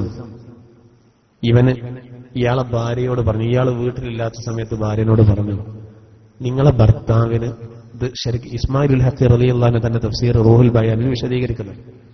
ഈ ആയത്തിന്റെ ഫതഅ്തൂന അഫ്വാജ എന്ന ആയത്തിന്റെ വിശദീകരണത്തിൽ പറയുന്നത്, ഈ അടിമ, ഈ ചെറുപ്പക്കാരൻ ആ വീട്ടിലെ സ്ത്രീയോട് പറഞ്ഞു, നിങ്ങളുടെ ഭർത്താവിന് നിങ്ങളോട് സ്നേഹം കുറവാണ്. ഏത് പെണ്ണിനും വലിയ വിഷമം ഉണ്ടാക്കുന്ന ഒരു സംഗതിയാണത്. അത് ഞാൻ മനസ്സിലാക്കിയിട്ടുണ്ട്. ഇനി നിങ്ങളുടെ ഭർത്താവിന് നിങ്ങളോട് സ്നേഹം, നിങ്ങളോട് മാത്രം സ്നേഹമുണ്ടാക്കാൻ സിഹ്ർ ചെയ്യാൻ കഴിയും. പക്ഷെ അതിന് നിങ്ങളെ ഭർത്താവിന്റെ തലയിൽ നിന്ന് ഏതാനും മുടി ആവശ്യമാണ്. അതുകൊണ്ട് ഇന്ന് രാത്രി തന്നെ നിങ്ങൾ ആ മുടി മുറിച്ചു തരികയാണെങ്കിൽ നിങ്ങളെ ഭർത്താവിന് നിങ്ങളോട് മാത്രം സ്നേഹമുണ്ടാക്കാനുള്ള രൂപത്തിൽ ഞാൻ സിഹ്ർ ചെയ്തോളാം. അപ്പൊ ഈ പെണ്ണ് പറഞ്ഞു, ഞാൻ ഇന്ന് തന്നെ മുടി മുറിച്ചു തരാനാണ്. അപ്പൊ ഇയാൾ പറഞ്ഞു കൊടുത്തു, നിങ്ങൾ പിന്നെ യജമാനത്തിയോട് പറയണം, ഇന്ന് രാത്രി ഒരു കത്തി, നല്ല മൂർച്ചയുള്ള കത്തി വിരിപ്പിന്റെ അടിയിൽ വെക്കുക. ഭർത്താവ് ഉറങ്ങിയതിന്റെ ശേഷം കത്തി എടുത്തിട്ട് മുടി മുറിച്ചാൽ മതി. ഐഡിയ പറഞ്ഞു കൊടുത്തു. ഈ പെണ്ണത് ഏറ്റു. ഇവൻ നേരെ അവിടുന്ന് പോന്നു. നേരെ എവിടെ പോയി? യജമാന്റെ അടുത്ത് പോയി. യജമാനോട് പറഞ്ഞു, നിങ്ങളെ ഭാര്യക്ക് ഇന്ന് രാത്രി നിങ്ങളെ കൊല്ലാനുള്ള തീരുമാനമുണ്ട്. അതിന് ഭാര്യ നല്ലൊരു കത്തി ഒരുക്കി വെച്ചിട്ടുണ്ട്. ഇത് ബാലരമയിൽ വന്ന കഥ അല്ല കേട്ടോ. അമ്മ സൂറത്തിന്റെ ഫതൂന അഫ്വാജ അതിന്റെ വിശദീകരണത്തിൽ വന്ന സുപ്രധാനമായൊരു സംഭവമാണ്. ആ വരവിന്റെ രൂപം പറഞ്ഞത് കുരങ്ങന്മാരെ പോലെ വരുന്നത് നമീമത്തുകാര്. നമീമത്ത് ദുന്യാവിൽ നിന്നുണ്ടാക്കുന്ന വിനക്കൊരു ഉദാഹരണം പറയണം. മുമ്പ് സംഭവിച്ചൊരു സംഭവ കഥ. ഈ അടിമ നേരെ തന്റെ യജമാനനോട് ചെന്ന് പറഞ്ഞത്, നിങ്ങളെ ഭാര്യ ഇന്ന് രാത്രി നിങ്ങളെ കൊല്ലാനുള്ള സാധ്യതയുണ്ട്, മൂർച്ചയേറിയ കത്തി ഒരുക്കി വെച്ചിട്ടുണ്ട്. ആ സാധു മൂർച്ചയേറിയ കത്തി ഉറക്കത്തിൽ മുടി മുറിക്കാനാണ്. വേഗം മുടി മുറിയണമെങ്കിൽ നല്ല മൂർച്ചുള്ള കത്തി വേണമെന്ന് എഴുതിയിട്ടാണ്. ഇങ്ങനെ ഇയാളും ധരിപ്പിച്ചു. ഇയാളോട് ഈ പറഞ്ഞത് അവളറിയില്ല, അവളോട് പറഞ്ഞത് ഇയാളും അറിയില്ല. ഇവൻ കാത്തു നിൽക്കുകയാണ്, ഇനി എന്താ വരാൻ പോണ്ടത്. ഇയാള് അന്ന് രാത്രി കിടക്കാൻ പോകുമ്പോ ഇയാളെ മനസ്സിലെന്താണ്, എന്തായിരിക്കും? ഇങ്ങനെയൊക്കെ അവളെ നോക്കിയിട്ട് അവസാനം പിന്നെ ഉറക്കത്തിൽ കൊല്ലാൻ കത്തി ബെഡിലെടുത്ത് വെച്ചിട്ടുണ്ടെന്നാണ് കേട്ട്. അന്ന് കാണുന്നെ വേണം. ഏത് പുരുഷനും ഉണ്ടാവില്ല അഭിമാന രോഷം. ആ കൊല്ലലൊന്ന് കാണണം. ഇയാള് രാത്രി കടന്നു. ഇതള്ള മനസ്സിലിതാണ്, ഒരു സുഖമില്ല. ഉറക്ക് വരുമോ? അന്ന് ഉറക്ക് വരുമോ? ഇല്ലല്ലോ, ഒരിക്കലും ഉറക്ക് വരൂല. ഞാന് ഒരിക്കൽ ക്ലാസ് കഴിഞ്ഞ് വരുമ്പോ ഭയങ്കര ഉറക്ക് വരുന്നുണ്ട്, തീരെ ഉറങ്ങിയിട്ടില്ല. അപ്പൊ ഞാൻ വണ്ടി ഓടിക്കുന്ന സഹോദരനോട് ഞാനൊന്ന് ഉറങ്ങിയാലോ എന്ന് ചോദിച്ചു. അപ്പൊ ആ സഹോദരൻ പറഞ്ഞു, ഞാനും തീരെ ഉറങ്ങിയിട്ടില്ലായിരുന്നു. അപ്പൊ ചോർക്ക് പറ്റപ്പോയി. കാരണം ഇത് അപ്പൊ പിന്നെ വർത്താനം പറഞ്ഞിങ്ങനെ പോരാനല്ല, ഇത് എവിടേക്കെങ്കിലൊക്കെ പോകും വണ്ടി എന്നല്ല. അപ്പൊ ഉറക്ക് പറ്റപ്പോയി. ഈ ജീവനപ്പേടിയാണല്ലോ. ഇവിടെ നോക്കൂ, ഇവിടെ ഇയാള് ഉറക്ക് വരുന്നില്ല. ഇയാൾ ഉറക്ക് വരൂലല്ലോ. ഇയാൾ എന്ത് ചെയ്തു? ഓള് കൊല്ലുന്ന ഒന്ന് കാണണം എന്ന രൂപത്തിൽ ഇയാള് ഉറങ്ങിയതുപോലെ കിടന്നു. ഇയാൾ ഉറങ്ങിയതുപോലെ കിടക്കുകയാണ്. അതിൽ ഇവള് മെല്ലെ എഴുന്നേറ്റ്. ഇയാളെ മനസ്സിലെന്താ? തന്റെ അടിമ പറഞ്ഞതാണ്. ഇവള് മെല്ലെ വിരിപ്പിന്റെ ഉള്ളിന്ന് കത്തിയെടുത്തതാണ്. കത്തിയെടുക്കുകയാണ്. ഇയാളിങ്ങനെ മനസ്സിലാക്കുന്നുണ്ട്. ഇയാൾ കണ്ണ് ചിമ്മി കിടക്കല്ലേ. ഇയാളത് മനസ്സിലാക്കുന്നുണ്ട് ഇവള് കത്തിയെടുക്കുന്നത്. അപ്പോഴേക്കും ഇയാള് സടകുടഞ്ഞ് എഴുന്നേറ്റ് ആ കത്തി വാങ്ങിയിട്ട് അപ്പൊ തന്നെ അവളെ കൊന്നു. സത്യത്തിൽ എന്താന്നുള്ളപ്പോ നമ്മളിപ്പോ ഇന്ന് മനസ്സിലാക്കിയല്ലോ. ചരിത്രം പറയുന്നു സഹോദര, അങ്ങനെ ഇയാള് അയാളെ ഭാര്യയെ കുത്തിക്കൊന്നു. അതാകെ പ്രശ്നമായി. ഈ പെണ്ണിന്റെ കബീല, ഇയാളെ കബീല, രണ്ട് കബീലകളാണ്. പെണ്ണിന്റെ കബീലക്കാര് എന്ത് ചെയ്തു? ഇയാളെ കൊന്നു. അങ്ങനെ കൊലപാതകങ്ങളുടെ ഒരു നീണ്ട പരമ്പര അതുവഴി വന്നു എന്നാണ്. അങ്ങോട്ട് ഇങ്ങോട്ട് കൊല്ല. ആ രണ്ട് കബീലകൾ പ്രശ്നമായി. ഇതിന്റെ കാരണം എന്താ? നമീമത്താണ്. വലിയൊരു ഗുണപാഠം ആ സംഭവത്തിലുണ്ട്. അങ്ങോട്ടും ഇങ്ങോട്ടും പറഞ്ഞ് അതും ഇതും പറഞ്ഞ് കത്തിക്കുന്ന ഏർപ്പാട് നോക്കുങ്ങൾ. ഇവിടെ വെറുതെ ഭിന്നിപ്പുണ്ടാക്കി. നമീമത്ത് വലിയ പ്രശ്നമാണില്ല. യദ്ഖുലുൽ ജന്നത നമ്മാം. നമീമത്തുകാര് ഒരിക്കലും സ്വർഗത്തിൽ കടക്കില്ല. നമീമത്തുകാര് ഒരിക്കലും സ്വർഗത്തിൽ കടക്കില്ല. നമീമത്തുകാര് ഒരിക്കലും സ്വർഗത്ത് കടക്കൂല എന്നാണ്. അത് ഖണ്ഡിതമായി അള്ളാഹുവിന്റെ തിരുദൂതർ പറഞ്ഞതാണ്. അതുകൊണ്ടാണ് നാളെ ആ വൃത്തികെട്ട പ്രവർത്തനം ചെയ്തവര് നാളെ പരലോകത്ത് വരുമ്പോ അവർ കുരങ്ങന്മാരെ പോലെ വരുന്നതാണ്. മറ്റൊരു കൂട്ടർ നബി തങ്ങൾ പറഞ്ഞ് പന്നികളെ പോലെയാണ്. ഹറാമ് ചെയ്ത ആളുകളാണ്. വെറും ഹറാമിന്റെ ആളുകൾ. വെറും ഹറാമിന്റെ. എപ്പോഴെങ്കിലൊക്കെ ഒരു ഹറാമ് സംഭവിച്ച് പടച്ചവനോട് പറയല്ല, ഇത് എപ്പോഴും ഹറാമിൽ തന്നെ. അത് വലിയ പ്രശ്നമാണ്. അവർ പന്നികളെപ്പോലെ വരും. കൈകാലുകൾ മുറിക്കപ്പെട്ട രൂപത്തിൽ വരുന്നത് അയൽവാസികളെ വിഷമിപ്പിച്ചവരായിരിക്കും. അയൽവാസികൾക്ക് എന്തെങ്കിലും ബുദ്ധിമുട്ടുണ്ടാക്കിയവർ പരലോകത്ത് വരുമ്പോൾ അവർ ബന്ധം മുറിച്ചവരാണ്. കൈകാലുകൾ ഛേദിക്കപ്പെട്ട രൂപത്തിലാണ് അവർ വരുന്നത്. അള്ളാഹു കാക്കുമാറാവട്ടെ. അയൽപ്പക്കക്കാർക്ക് ഒരു ദ്രോഹം ഉണ്ടാകരുതെന്ന്. അകന്ന ബന്ധുക്കളെക്കാൾ നമ്മൾ മാനിക്കേണ്ടത് തൊട്ട് അയൽപ്പക്കത്ത് പാർക്കുന്നവരാണ്. അവർ ഭയങ്കര ബന്ധാകണം. എന്തുണ്ടായാലും അങ്ങോട്ടും ഇങ്ങോട്ടും കൂടാനുള്ളവർ. ജാബിർ റളിയല്ലാഹു അൻഹു അള്ളാന്റെ തിരുദൂതരോട് ചോദിച്ചു, നബിയെ, എങ്ങനെയാണ് അയൽവാസികളെ പരിഗണിക്കേണ്ടത്? ആ സമയത്ത് നബി തങ്ങൾ പറഞ്ഞു, അയൽവാസി രോഗിയാകുമ്പോ രോഗത്തെ സന്ദർശിക്കണം. അയൽപക്കത്ത് മരണം നടക്കുമ്പോ അവരെ സഹായിക്കണം. അയൽവാസി കടം ചോദിക്കുമ്പോ അത് നൽകണം.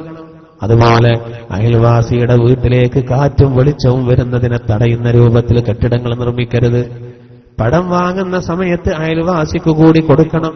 ഇങ്ങനെ നീണ്ടൊരു പട്ടിക ജാബിർ റളിയല്ലാഹു അൻഹുവിനോട് അള്ളാഹുവിന്റെ തിരുദൂതർ പറഞ്ഞു. അപ്പൊ ഇതൊക്കെയാണ് നമ്മൾ ശ്രദ്ധിക്കേണ്ടത്. മറ്റൊരു കൂട്ടരെ പറ്റി അള്ളാഹുവിന്റെ തിരുദൂതർ പറഞ്ഞത്, അവർ നാവ് ചവച്ചരച്ച് വരും, അത് പണ്ഡിതന്മാരാണ്. നാവിങ്ങനെ കടിച്ച് ചവച്ച്, ചുയിങ്കം കടിച്ച് ചവച്ച് വരുന്നത് പോലെയാണ് വരിക നാവ്. എന്തേ കാരണം?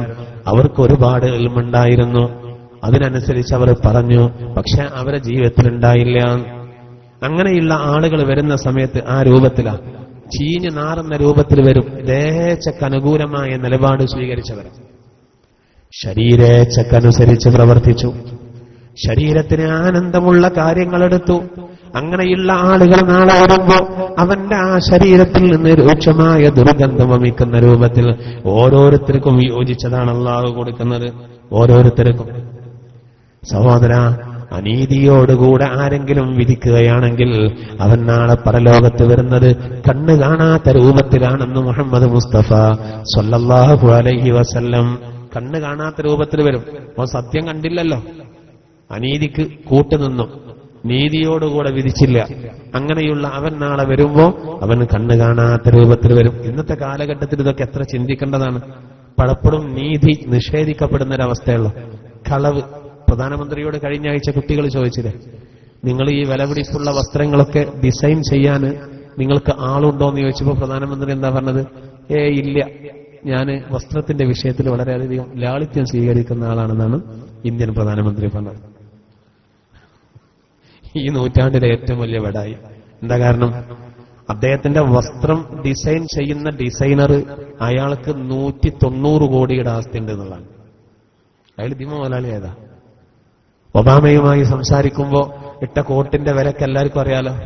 വസ്ത്രത്തിന്റെ വിഷയത്തിൽ ഭയങ്കര ലാളിത്യാണ് ഞാൻ സ്വീകരിക്കരുത്. കുട്ടികളോടായതുകൊണ്ട് പറഞ്ഞായിരിക്കും. തനി പെടായി പറയാം. അല്ലെങ്കിൽ ആചാര്യ വാർത്തകളാണല്ലോ നമ്മൾ കേൾക്കുന്നത്. ആചാര്യ വാർത്തകളാണ്. 2 കുട്ടികളിലധികമുള്ള മുസ്ലിമീങ്ങളെ അത് ക്രിമിനൽ കുറ്റമായിട്ട് എന്ത് ചെയ്യണം, കണക്കിലാക്കണം എന്നാണ് തൊഗാഡിയ പറഞ്ഞത്. അയാളെ കല്യാണം കഴിച്ചപ്പോൾ അയാളെ ഭാര്യക്ക് സ്ത്രീധനായിട്ട് കിട്ടിയതാണ് ഭാരതം. അതുകൊണ്ടാണ് അയാൾ അങ്ങനെ പറഞ്ഞത്. ഓരോരുത്തർ വലിയ പെടായി പൊട്ടിക്കാണ്. എന്താ പറയുന്നതൊന്നുമില്ല, എന്തെങ്കിലും വിളിച്ച് പോവുക.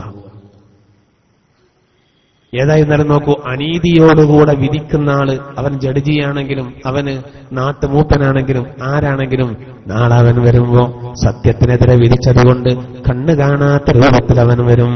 ഫതഅ്തൂന അഫ്വാജ, നിങ്ങൾ സംഘം സംഘമായി വരും എന്ന് പറഞ്ഞത് ഈ രൂപത്തിലാണ്. അപ്പൊ മഹ്ശറയിലേക്ക് പല കോലത്തിലാണ് വരിക. നമ്മൾ നല്ല കോലത്തിൽ വരണം. അതിന് അല്ലാഹു തൗഫീക്ക് നൽകുമാറാവട്ടെ. ആ സിറാത്ത് പാലം കടക്കുമ്പോണ്ട് ഒരു വാഹനപ്പുറത്തൊരു പോക്ക്. അതിനെന്താ വേണ്ടത്? ഉദ്ഹിയത്തർക്ക്.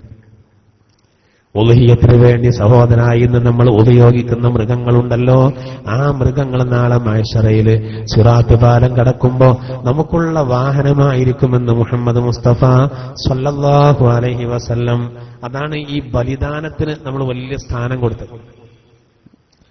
ഉദ്ഹിയത്തിന് വലിയ സ്ഥാനം. ഇപ്പൊ പല ആളുകളും ഇങ്ങനെ ഒരുക്കി വെച്ചു, മൃഗങ്ങളൊക്കെ ഒരുക്കി വെച്ചു, അറുക്കാനുള്ളതിനൊക്കെ ഒരുക്കി വെച്ചിട്ടുണ്ട്.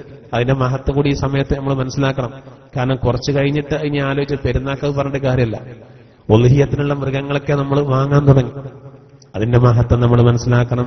വിശുദ്ധ ഖുർആനിൽ അല്ലാഹു ആയത്തിൽ ഇങ്ങനെ പറയുന്നുണ്ട്, ബിസ്മില്ലാഹിർ റഹ്മാനിർ റഹീം ولكل أمة جعلنا منسكا ليذكر اسم الله على ما رزقهم من بهيمة الأنعام فإلهكم إله واحد فله أسلموا وبشر المخبتين ولكل أمة جعلنا منسكا. എല്ലാ ഉമ്മത്തിനും നാം ബലിദാനത്തെ നൽകിയിട്ടുണ്ട്. ആദം നബി അലൈഹി സ്വലാത്തു വസ്സലാം മുതൽ എല്ലാ സമുദായത്തിലും എല്ലാ പ്രവാചകന്മാരുടെ കാലത്തിലുള്ളൊരു കർമ്മമാണ് ഏത്? ബലിദാനം. എന്തിനാണത്? ലിയദ്കുറു സ്മല്ലാഹി അലാ മാ റസഖഹും മിൻ ബഹീമത്തിൽ അൻആം. നാൽക്കാലി മൃഗങ്ങളിൽ നിന്ന് ആട്, മാട്, ഒട്ടകങ്ങളെ അവർക്ക് നൽകിയതിന്റെ പേരിൽ അവർ അള്ളാഹനെ സ്മരിക്കേണ്ടതിന് വേണ്ടിയാണത്. ബഹീമ എന്ന് പറഞ്ഞാൽ എല്ലാ 4 കാലുള്ളതും വിട്ടു. പക്ഷെ എല്ലാ 4 കാലുള്ളതും ഉദ്ഹിയ്യത്തിന് പറ്റൂല. ഹജ്ജ് സൂറത്തിൽ അള്ളാഹു പറയുന്നുണ്ട്. അൽ അൻആം എന്ന് ശേഷം പറഞ്ഞതിൽ നിന്ന് ആട്, മാട്, ഒട്ടകങ്ങൾ മാത്രമാണ് അതിൽ പെടുക എന്നുള്ളത്. ചിലർ പറയുന്നത് നമ്മളിപ്പോ ഉദ്ഹിയ്യത്തിനൊക്കെ ബലിപെരുന്നാൾക്കൊക്കെ ഇങ്ങനെ ലക്ഷക്കണക്കിന് മാടുവർഗത്തെയും ആടുവർഗത്തേക്ക് അറക്കുമ്പോ അത് മൃഗങ്ങളെ പീഡിപ്പിക്കലല്ലേ? ശരിയല്ല, അങ്ങനല്ല. മൃഗങ്ങളെ പീഡിപ്പിക്കാൻ പാടില്ല എന്ന് പഠിപ്പിച്ച മതാണ് ഇസ്ലാം. ഒട്ടകം സഹോദര, നമുക്കറിയാം, ഒട്ടകം റസൂലിന്റെ മുന്നിൽ വന്ന് മുട്ടുകുത്തുകയും ആ ഒട്ടകത്തിന്റെ കണ്ണിൽ നിന്ന് കണ്ണീരൊലിക്കുകയും ചെയ്തു. റസൂൽ ഒട്ടകത്തിന്റെ ആ ശിരസിങ്ങനെ തടവിക്കൊടുത്തു. എന്നിട്ട് സാഗൂതം റസൂൽ ഒട്ടകത്തിന്റെ മുന്നിൽ എന്തോ ശ്രദ്ധിച്ചു കേൾക്കുന്നു. ഒട്ടകം സംസാരിക്കാൻ. പുണ്യ നബിക്കതിന്റെ ഭാഷ തിരിഞ്ഞു, സുലൈമാൻ നബിയെ പോലെ. എന്നിട്ടെന്താ സംഭവിച്ചത്? അൻസാറുകളിൽപ്പെട്ട ആ ഒട്ടകത്തിന്റെ ഉടമയെ വിളിച്ചു. താങ്ങാൻ കഴിയാത്ത ലോഡിന്റെ മേലെ വെച്ചത് കൊണ്ടുള്ള പ്രയാസമാണ് ഒട്ടകം എന്നോട് പരാതി പറഞ്ഞത്. വെള്ളവും ഭക്ഷണവും കൊടുക്കാത്തതിന്റെ പരാതി. ഒട്ടകത്തിന്റെ കയറെടുത്ത് കൃത്യമായി ഇതിനെ നോക്കാൻ കഴിയുമോ എന്ന ഉറപ്പ് ചോദിച്ച് ആ ഉറപ്പ് ലഭിച്ചതിന്റെ ശേഷമാണ് ഒട്ടകത്തെ കൊടുത്തത്. ജീവികളോട് വളരെയധികം കരുണ കാണിക്കാൻ പഠിപ്പിച്ച മതാണ് ഇസ്ലാം. പ്രവാചകർ ശരിക്കും പഠിപ്പിച്ചു. അറിയോ സഹോദര, പ്രവാചകന്റെ നെറ്റിപൊട്ടി ചോര വന്നു. ആ രക്തമെങ്ങാനും ഭൂമിയിലേക്ക് ഉറ്റുവീണാൽ അതിന്റെ പേരിൽ ഒരു പക്ഷേ ഒരു ഭൂമി കുലുക്കം പ്രതീക്ഷിക്കാം. ശത്രുക്കൾക്ക് പാഠം പടിയും. അള്ളാന്റെ തിരുദൂതൻ എന്താ ചെയ്തത്? നെറ്റിപൊട്ടിയിട്ട് വരുന്ന ആ ചോര ഭൂമിയിലേക്ക് വീഴാൻ സമ്മതിച്ചില്ല. ശത്രുക്കളെ രക്ഷപ്പെടുത്തി. അവിടെ ആ റസൂലാണ് ഉറുമ്പിനെ കരിച്ചത് കണ്ടപ്പോ പൊട്ടിത്തെറിച്ചത്. ആ റസൂലാണ് ഒരു പക്ഷിക്കൂട്ടിൽ നിന്ന് ഒരു പക്ഷിക്കുഞ്ഞിനെ സ്വഹാബത്ത് എടുത്തപ്പോ, തള്ളപ്പക്ഷി ബഹളം വെച്ചപ്പോ ആ പക്ഷിയെ, ചെറിയ പക്ഷി കുഞ്ഞുങ്ങളെ എടുത്തതിന്റെ പേരിൽ ആ തള്ളപ്പക്ഷിക്ക് നേരിട്ട പ്രയാസം, അതിന്റെ പേരിൽ പരലോകത്ത് ചോദ്യം ചെയ്യപ്പെടുമെന്ന് മുഹമ്മദ് മുസ്തഫ സ്വല്ലല്ലാഹു അലൈഹി വസല്ലം ഗൗരവത്തോടുകൂടെ ഉണർത്തി. ഉറുമ്പിൻ കൂട്ടത്തെ കരിച്ചത് കണ്ടപ്പോ നബി തങ്ങൾ വല്ലാതെ വിഷമിച്ചു, വല്ലാതെ പൊട്ടിത്തെറിച്ചു, ഗൗരവത്തിൽ സംസാരിച്ചു. റസൂലുള്ളാന്റെ മുഖം ചുവന്നുപോയി. കല്ലേറ് കൊണ്ട പത്രം ഉണ്ടായില്ല. അപ്പൊ ജീവികളോടുള്ള സ്നേഹം നോക്കും. ഒരു മൃഗത്തെ അറുക്കുന്ന സമയത്ത് മറ്റൊരു മൃഗം അത് കാണരുതേ എന്ന് മുഹമ്മദ് മുസ്തഫ സ്വല്ലല്ലാഹു അലൈഹി വസല്ലം. എത്രത്തോളം ഒരു ജീവിയെ അറുക്കാൻ പോകുമ്പോ ആ ജീവിന്റെ മുന്നിൽ നിന്ന് കത്തി മൂർച്ച കൂട്ടാൻ പാടില്ല എന്ന് കർശനമായിട്ട് നബി തങ്ങൾ പഠിപ്പിച്ചു. ആടിനെ കറക്കുന്ന സമയത്ത് നിങ്ങളുടെ കയ്യിന്റെ വരിലെ നഖം ഒരിക്കലും നീളരുത്. അത് ആടിന്റെ അകിടിൽ തട്ടി ആടിന് പ്രയാസം വരുമെന്ന് മുഹമ്മദ് മുസ്തഫ സ്വല്ലല്ലാഹു അലൈഹി വസല്ലം. ഇത്ര ജീവികളോട് ദയ കാണിച്ചത് ആരാ വേറുള്ളത്? ആരുമില്ല. എന്നാ പിന്നെ ആത്യന്തികമായി മൃഗങ്ങളെ അള്ളാഹു നമുക്ക് പടച്ചതാണ്. അതുകൊണ്ട് മൃഗങ്ങളെ തിന്നാൻ പറ്റുന്ന ചില മൃഗങ്ങളെ നമുക്ക് അള്ളാഹു നൽകി. അത്രയുള്ള അവിടെ മൃഗങ്ങളെ പീഡിപ്പിക്കുന്ന പ്രശ്നം വരുന്നില്ല. പിന്നെ ചിലർ പറയുന്നത് നിങ്ങൾ പശുവിനെ തന്നെ അറുത്ത് പ്രകോപനം ഉണ്ടാക്കില്ലേ എന്നാണ്. അല്ല, നമുക്ക് അങ്ങനെ ഒരു വാദമല്ലല്ലോ. പശുവിനെയും അറുക്കാം എന്ന് നമ്മൾ പറയുന്നുള്ളൂ. നമ്മൾ ഈ വിഷയത്തിൽ നീതിയോടുകൂടെ മാത്രം, ഒരു വാശിയൊന്നുമില്ല. ആടാണ് നല്ലത്, മാട് ആവാ, ഒട്ടകം ആവാം. ഒട്ടകം നമ്മുടെ രാജ്യത്ത് ലഭിക്കൂല. മാടുവർഗം ആകുമ്പോൾ കൂടുതൽ മാംസം ഉപയോഗിക്കാം എന്നതുകൊണ്ടാണ് മാടുവർഗത്തെ അധികം ആൾ ഉപയോഗിക്കുന്നത്. ഇത് മൂന്നിൽ ഏതും ഒതുയത്തർക്കാം. പിന്നെ ഗോമാംസം തിന്നവരായിരുന്നല്ലോ ഇവിടെ ആദ്യകാലത്തുള്ളവരൊക്കെ, അല്ലേ? ആര്യന്മാരും ദ്രാവിഡന്മാരും ഇടയ ജീവിതം നയിച്ചവരും ആദ്യകാലത്ത് അവരുടെ ജീവിതത്തിന്റെ പ്രധാനപ്പെട്ട ഭാഗമത വെറും മാംസ കച്ചവടം മാത്രമായിരുന്നു. അവർ ഭക്ഷിച്ചിരുന്നു. എന്ന് ഇത് വിലക്കുണ്ടായത്. 2000-ലധികം പശുക്കളെ കശാപ്പ് ചെയ്ത് സൽക്കാരം നടത്തിയ രാജാക്കന്മാരുടെ കഥകൾ ഹിന്ദു പ്രമാണങ്ങളിൽ തന്നെയില്ലേ? തിന്നാൻ പറ്റുന്ന ജീവികളുടെ പട്ടിക പറഞ്ഞതിൽ പശുവിനെ ഒഴിവാക്കിയിട്ടില്ലല്ലോ. എന്നാലും എല്ലാവരും പശുവിനെ തിന്നോളി നമ്മൾ പറയുന്നില്ല. നമ്മളോട് ഇങ്ങോട്ട് അങ്ങനെ പറയാൻ പാടില്ല. നിങ്ങൾ തിന്നരുതെന്ന് പറയരുത്. നമ്മൾ അവരോട് നിങ്ങളും തിന്നണമെന്ന് പറയുന്നില്ല. പന്നിമാംസം നമുക്ക് പറ്റില്ല, നമ്മളോട് നിർബന്ധിപ്പിക്കണ്ട. തിന്നുന്നവരെ നിങ്ങൾ ഒരിക്കലും തിന്നരുത് എന്ന് നമ്മൾ പ്രകോപനം ഉണ്ടാക്കുന്നില്ല. വേണമെങ്കിൽ സൗകര്യം പോലെ. ബലിമൃഗങ്ങളെ അള്ളാഹു നമുക്ക് നൽകിയതാണ്. നമ്മളിപ്പോ മനസ്സിലാക്കേണ്ട എന്തറിയോ? ബലിമൃഗങ്ങളിലെ ഓരോ രോമങ്ങളും നമുക്ക് ഹസനത്തായിട്ട് എഴുതപ്പെടും. നമ്മൾ ഒലയ്യത്തറക്കുമ്പോ അതിന്റെ ആദ്യത്തുള്ളി വീടലോടുകൂടെ പാപങ്ങൾ പൊറുക്കപ്പെടും. അള്ളാഹ് പുറത്തന്നല്ലോ. അള്ളാഹു പുറത്തരണം. നമ്മളെ സംബന്ധിച്ചിടത്തോളം ഇപ്പൊ ക്രൈസ്തവ സഭകൾക്ക് ദോഷം പുറത്തു കൊടുക്കാൻ അവർ പള്ളിയിലെ ഫാദർമാർക്ക് അധികാരം കൊടുത്തിട്ടുണ്ട്. അവർക്കൊരു വലിയ ദോഷമായിരുന്നു ഗർഭചിത്രം നടത്തുക എന്നുള്ളത്. കഴിഞ്ഞ ആഴ്ചയോടുകൂടെ അതും തീരുമാനമാക്കിയിട്ടുണ്ട് വത്തിക്കാനിൽ. അതും പുറത്തു കൊടുക്കാൻ തീരുമാനിച്ചിട്ടുണ്ട്. അത് വലിയ തെറ്റന്നെയാണ്. എന്നാലും ഇനി പിന്നെ പള്ളിയിൽ വന്നിട്ട് കുംഭസാരം നടത്തിയാൽ അത് തീരും. നമ്മളെ സംബന്ധിച്ചിടത്തോളം എത്ര ചെറുതാണെങ്കിലും പള്ളിയിലെ ഉസ്താദിനോട് വന്നിട്ട് ഞാൻ ഇങ്ങനെ സംഭവിച്ചു ഉസ്താദെ, നിങ്ങളത് പുറത്തരണം. അത് പഠിച്ചോ പുറത്തന്നിരിക്കുന്നു, പോയിക്കോ മോനെ എന്ന് പറയാം. ചിലപ്പോൾ അവൻ്റെ കൂടെ കറന്ന് ചെലവ് എന്ന് കരുതിയിട്ട് പറയാൻ വകുപ്പില്ല, ഒരു വകുപ്പില്ല. എല്ലാം അല്ലാഹു പുറത്തരാൻ ചില വഴികളുണ്ടാകും, നമ്മൾ സ്വീകരിക്കുക. അതിൽ പ്രധാനപ്പെട്ടാണ് ഏത് ഉളുഹിയ്യത്ത്. അന്ന് അറുക്കുമ്പോൾ അതിന്റെ ആദ്യ തുള്ളി വീഴലോടുകൂടെ നമ്മുടെ ദോഷങ്ങൾ എന്ത് ചെയ്യും? പൊറുക്കപ്പെടും. മാടുവർഗാവുമ്പോൾ നമുക്ക് 7 ഒരു വിഹിതം ചേർന്നാലും മതി. 7 ആളുകൾക്ക് കൂടിയിട്ട് അറക്കാം. 7 അധികം ആകരുത്. 8 ആളുകൾ കൂടിയിട്ടൊരു പോത്തിന് അർത്താൽ എല്ലാവരും പോത്തായി. കാരണം ഉളുഹിയ്യത്താവില്ല. വെറും മാംസം വിതരണം ചെയ്ത കൂലിയെ കിട്ടുള്ളൂ. അത് പ്രത്യേകം ശ്രദ്ധിക്കണം. ചില ആളുകളുണ്ട് വേറുള്ളവരെ പേരിൽ ഇറക്കും. ചിലപ്പോൾ ഭാര്യനെ സോപ്പിടാൻ വേണ്ടിയിട്ട് ഒലിയത്തൊക്കെ കഴിഞ്ഞിട്ട് ഭാര്യയോട് പറയും, ഈ കൊല്ലത്തെ ഒലിയത്ത് ഞാൻ എന്റെ പേരിൽ അറുത്തത്, നന്നായി, വെറുതെ ആയി. സമ്മതം ചോദിക്കണേ. ചിലർ പറയും മരിച്ചുപോയ വാപ്പാന്റെ പേരിൽ കൊല്ലം ഞാൻ ഒലിയത്തിറക്കാൻ കരുതിയിരുന്നു. വാപ്പാന്റെ വസിയത്ത് ഉണ്ടായിരുന്നോ? ഇല്ലല്ല, വാപ്പാന്റെ വസിയത്തൊന്നും ഇല്ലായിരുന്നു. എന്നാ ഇറക്കണ്ട. ഒലിയത്തിന് അങ്ങനെ ഡിമാൻഡ് ഉണ്ട്. ഒരു വീട്ടിൽ ഒരാൾ ഒലിയത്തറുത്താല് ആ വീട്ടിലെ എല്ലാവർക്കും അതിന്റെ ചോദ്യത്തിൽ നിന്ന് ഒഴിവായി. ഇപ്പൊ സുന്നത്താണെങ്കിലും നാളെ പരലോകത്ത് ചോദിക്കും, എന്റെ സുബൈന്റെ മുമ്പിൽ 2 റക്അത്ത് സുന്നത്ത് നിസ്കരിക്കാതിരുന്നത് ചോദിക്കും.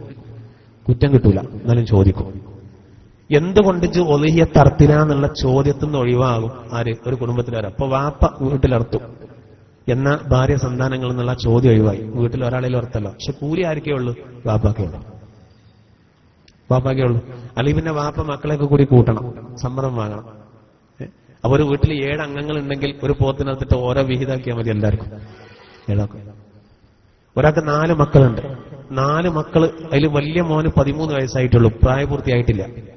ആ 4 മക്കൾക്കും അക്കീകത്ത് അറുത്തിട്ടില്ല, മുടിയാളിക്കൽ നടത്തിയിട്ടില്ല. ഇപ്പൊ അൽഹംദുലില്ലാഹ് കുറച്ച് പൈസ ഉണ്ട്. അയാൾ നല്ലൊരു പോത്തിനെ വാങ്ങി.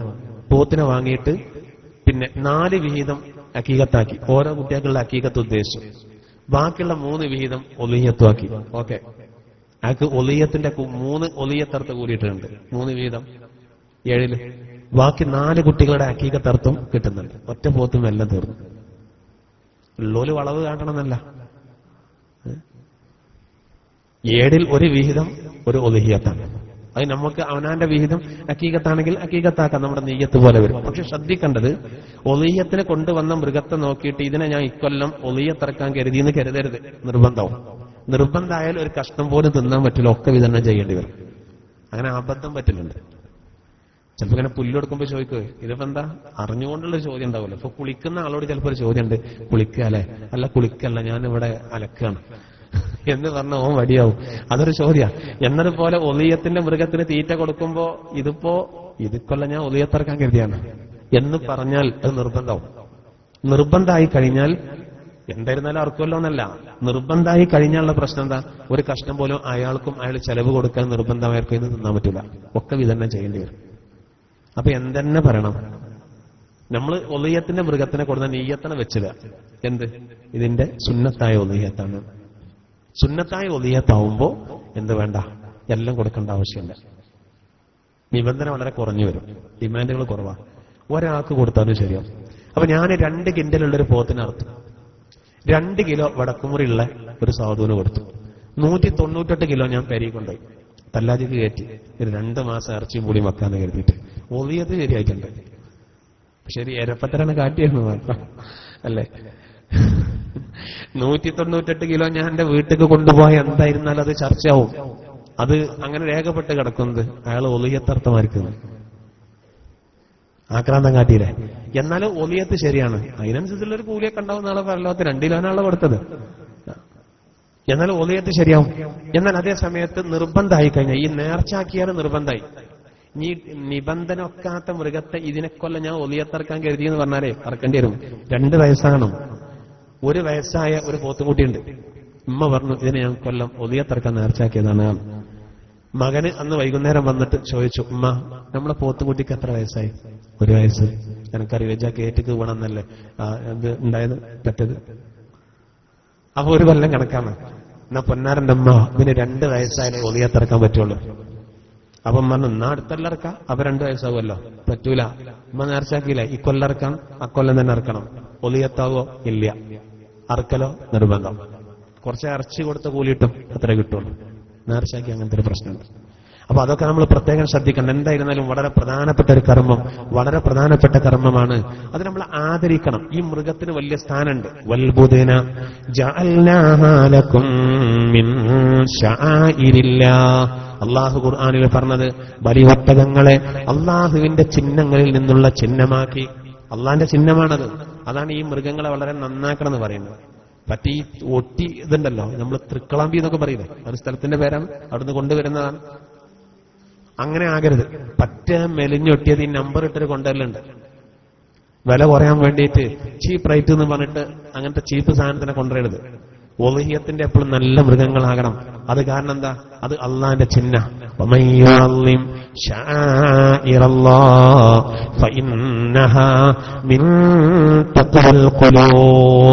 അള്ളാഹു ഖുർആനിൽ പറഞ്ഞിട്ടുണ്ട്, അത് ഹൃദയത്തിന്റെ തഖ്വയിൽപ്പെട്ടതാണെന്ന്. അള്ളാന്റെ ചിഹ്നങ്ങളെ മാനിക്കല് ഹൃദയത്തിന്റെ തഖ്വയിൽപ്പെട്ട, ഉള്ളിന്ന് വരുന്ന തഖ്വയാണത്. അപ്പൊ ആ മൃഗങ്ങൾക്ക് തീറ്റ കൊടുക്കലും അതിന് വെള്ളം കൊടുക്കലും അതൊക്കെ നല്ല കാര്യമാണ്. ചില ആൾക്കാർ അങ്ങനെ കൊടുക്കുമ്പോൾ അറിയാത്തവര് പറയും, അയാൾക്ക് വിരാന്ത്, അയാളിപ്പോ അതിന്റെ കയറും പിടിച്ചു നടക്കണം, ആരേലും ഏൽപ്പിച്ചൂടെ, ഓന് വല്ലതും തിരിയോ, ഓനാകുള്ള എന്താണ് ഒളിയത്തിന്റെ ഇറച്ചി കിട്ടണം എന്നുള്ള ചിന്ത ഉണ്ടാവുള്ളൂ. നമ്മളിവിടെ അടുത്തൊരാളുണ്ട്, സ്ഥലം ഞാൻ പറയില്ല. അയാളോട് എന്താ വർത്താനം ചോദിച്ചാൽ എന്താ പറയാറിയോ? അൽഹംദുലില്ലാ, അങ്ങനെ പോണു, നിസ്കരിക്കണു, നോമ്പ് നോൽക്കണു, ഖുർആൻ ഓതണു, സക്കാത്ത് വാങ്ങണു, അങ്ങനെ പോണു പറയും. അവിടെ ലാസ്റ്റ് നിങ്ങൾ ശ്രദ്ധിച്ചോ? നിസ്കരിക്കുന്നു, നോമ്പ് നോൽക്കുന്നു, ഖുർആൻ ഓതുന്നു, സക്കാത്ത് വാങ്ങുന്നു എന്നറിയാം, എന്നല്ല വല്ലതും കൊടുക്കുന്നു എന്നല്ല. എന്നതുപോലെ തന്നെ പെരുന്നാൾ വരുന്ന സമയത്ത് ഇത്തരം കാര്യങ്ങളൊന്നും ചിന്തിക്കാതെ അവിടെ അർത്തു മറ്റോടത്ത് അർത്തു നമുക്ക് വന്നിട്ടില്ലല്ലോ എന്ന് ചിന്തിക്കുന്നവരുണ്ട്. ശ്രദ്ധിക്കണം സഹോദര, നാളെ പരലോകത്ത് സംഘമായി വരുമ്പോ വളരെയധികം ഉപകാരമുള്ള ഒന്നായിരിക്കും നമ്മൾ ഈ ഉളുഹിയത്തറുത്തത്. അള്ളാഹു സ്വീകരിക്കുമാറാവട്ടെ. എന്നിട്ട് അള്ളാഹു പറയുന്നു, വഫുതിഹത്തിസ് സമാഉ ഫകാനത് അബ്വാബാ. ആകാശങ്ങളെ തുറക്കപ്പെടുന്ന ദിവസമാണത്. അത് പിളർത്തപ്പെടും ആകാശത്തെ, അത് വാതിലുകളുള്ള അവസ്ഥയിലാകും. അതായത് ആകാശം ഇന്ന് കാണുന്ന ശക്തിമത്തായ ആകാശത്തെ നാളെ ഖിയാമത്ത് നാളിൽ അള്ളാഹു എന്ത് ചെയ്യും? ഇത് പിളർത്തും. ആകാശം ആകെ തകരും. വസുയ്യിറത്തിൽ ജിബാലു ഫകാനത് സറാബാ. പർവ്വതങ്ങളെ ചലിപ്പിക്കപ്പെടും. ഫകാനത് സറാബാ, അത് കാനൽ പോലെയാകും. അള്ളാഹു പറയും, ഇന്ന് ഉറച്ചു നിൽക്കുന്ന ഈ പർവ്വതങ്ങൾ, വേറെ ആയത്തിൽ പറയുന്നത് കടയപ്പെട്ട രോമങ്ങളെ പോലെയാകുന്ന, ഉറച്ചു നിൽക്കുന്ന ഈ പർവ്വതങ്ങൾ ചലിപ്പിക്കപ്പെടുമെന്ന് പറഞ്ഞാൽ പർവ്വതം നടന്നു പോകുമെന്നല്ല, മറിച്ച് ഈ പർവ്വതങ്ങളെ അള്ളാഹു നിരത്തും. പർവ്വതങ്ങളെ സകല ടവറുകളെയും കെട്ടിടങ്ങളെയും, അമ്പര ചുംബികളുണ്ടല്ലോ, ആ കെട്ടിടങ്ങളെ മുഴുവനും തകർക്കും, എല്ലാം തകർത്ത് തരിപ്പണമാക്കും. അങ്ങനത്തെ ഒരു സന്ദർഭം വരാണ്ട് അന്ന് മഹ്ശറയിലേക്ക് ആളുകൾ കൂട്ടം കൂട്ടമായി സംഘമായി വരും.